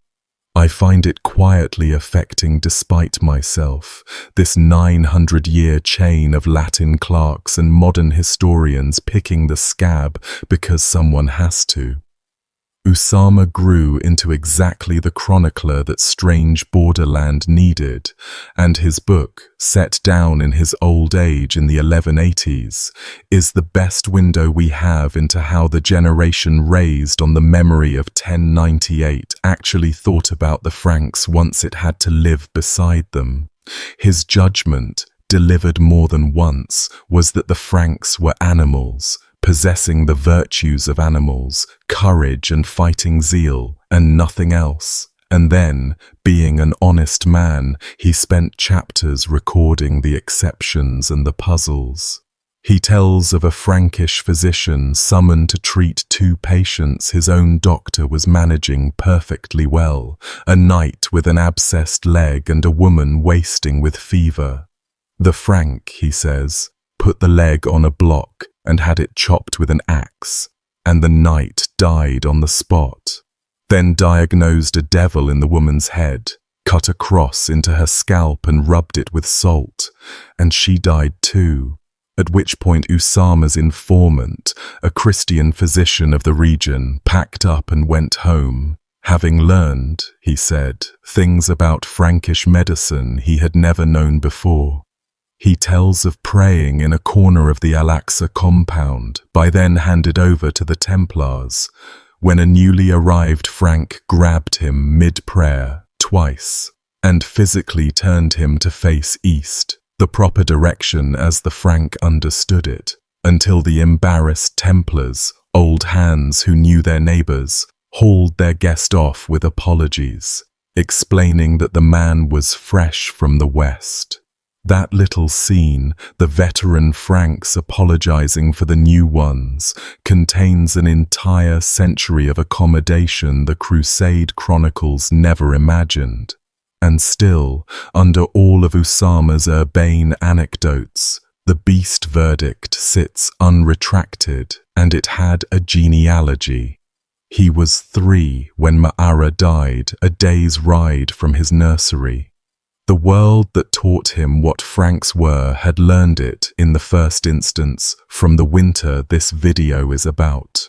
Western popular memory, meanwhile, performed its own quiet operation on Ma'ara, and you can watch it happen across the centuries. It kept Jerusalem and dropped the Marsh. The chronicles preserved everything as we have seen, and scholars always knew. But the crusade that entered European legend, the one in the paintings and the boys' histories and eventually the films, ran from Clermont to the Holy Sepulchre with the cannibal winter filed neatly out of the visible record. The episode returned to general Western awareness mostly in the 20th century, through historians willing to weigh the whole file, and above all through Marlouf's book carrying the Arab tradition into European languages in 1983, and then through the internet, which loves nothing better than a suppressed horror with impeccable sources. If you grew up on a version of the First Crusade with no Ma'ara in it, nothing was hidden from you exactly. The documents sat in the libraries the whole time, in the perpetrator's own hand. The story simply was not told, which after everything we have seen about how this event was narrated from the very first decade, feels less like an accident than like the Tafur maneuver running on a 1,000-year timer, the shame forever sliding towards somewhere out of the frame. The town itself endured, as towns do. Ma'ara was retaken for Islam within a generation, rebuilt and rewalled, and it went on trading and growing pistachios through Zengids, Ayyubids, Mamluks and Ottomans, keeping at its heart the tomb and the memory of its blind poet. Anyone who visited the town in the last century before the war walked, mostly unknowing, through the layers of this story. Ma'arat al-Nu'man grew into a busy provincial town of tens of thousands, olive presses and pistachio brokers on the Aleppo highway, with an old great mosque at its heart, rebuilt over the centuries after earthquakes, its courtyard and square minaret standing a few minutes from where the December fighting came over the wall. The town's pride, apart from the poet, was its museum, housed in the Khan Murad Pasha, a grand Ottoman caravanserai, and it held one of the finest collections of Roman and Byzantine mosaics in the Middle East, gathered from the dead cities of the surrounding hills, centuries of villas and churches laid out floor by floor in a building where camel caravans once slept. Under the streets, the caves. Above them, ordinary life, traffic and weddings, the poet's statue in the square with pigeons on its head. History does not mark the places where it did its worst. It just moves on and lets people live there, and for 900 years, in Ma'ara, people did. And here, as promised, we come back to Abu al-Ala al-Ma'ari, and to the ending I trailed at the start. The poet's afterlife tracked the towns. His verses, skeptical of every faith, hard on every power, were too famous to suppress and too dangerous to celebrate, and the centuries handled him gingerly. The poetry is why anyone still says his name, and it is stranger and darker than the statue suggests. His masterpiece in prose, the Epistle of Forgiveness, written around the turn of the millennium, sends a contemporary of his on a guided tour of the afterlife, wandering paradise and glancing into hell, interviewing dead poets about their sins and their grammar, heaven as an endless, slightly petty literary salon, and readers have been arguing for a century about how much of it is piety and how much is satire wearing piety's coat. His great verse collection, the Luzumiyat, he composed under a self-imposed double rhyme scheme, difficulty for its own sake, thousands of lines of pessimism polished like knives, doubting the sects, and in some verses the resurrection itself.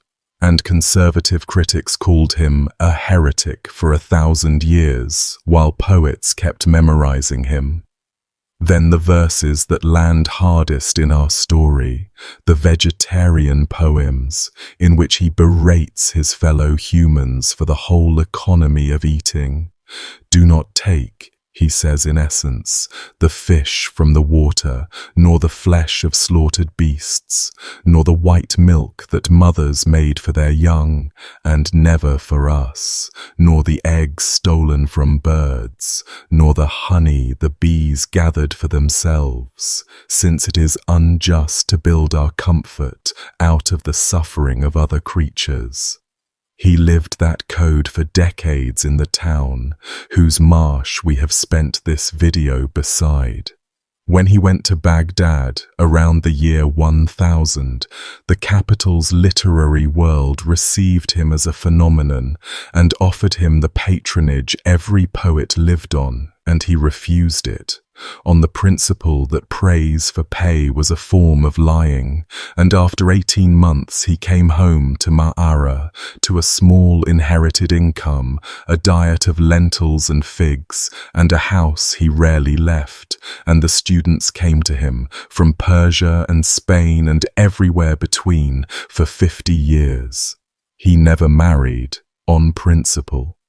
He never traveled again.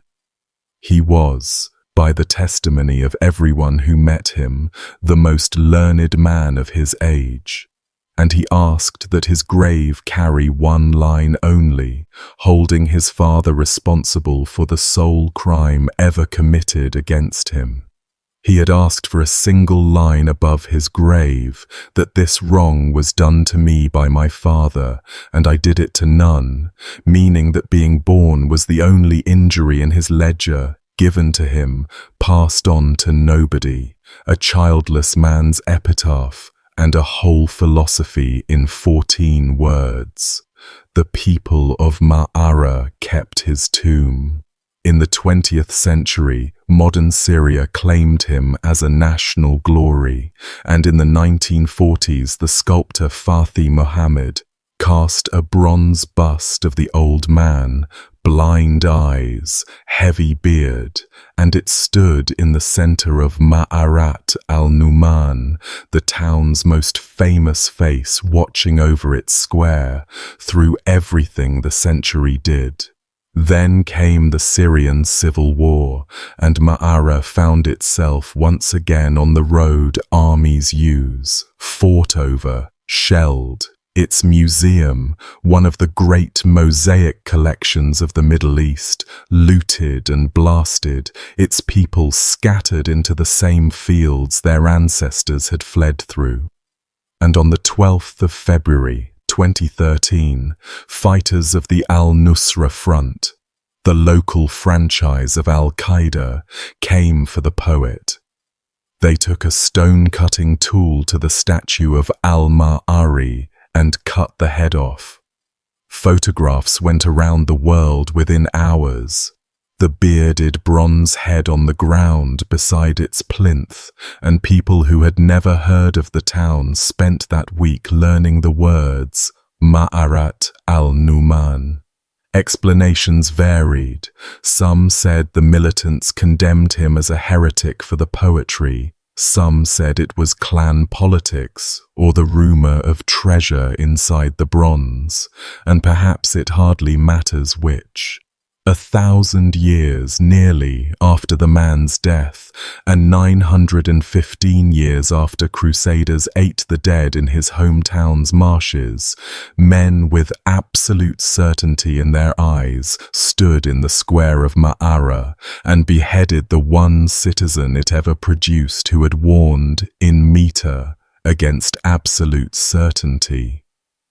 His line about the world's two sorts of people had been quoted for centuries, those with brains and no religion, and those with religion and no brains.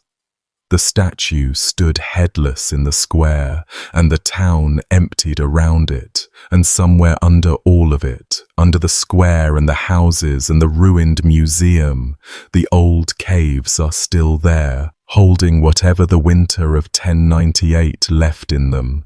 That is where I will leave Ma'ara. Thank you for sitting with me through one of the heaviest stories this channel has ever covered. I know these long dark ones are a strange way to spend an evening, and I appreciate every one of you who makes it to the end. If it stayed with you, the comments are open.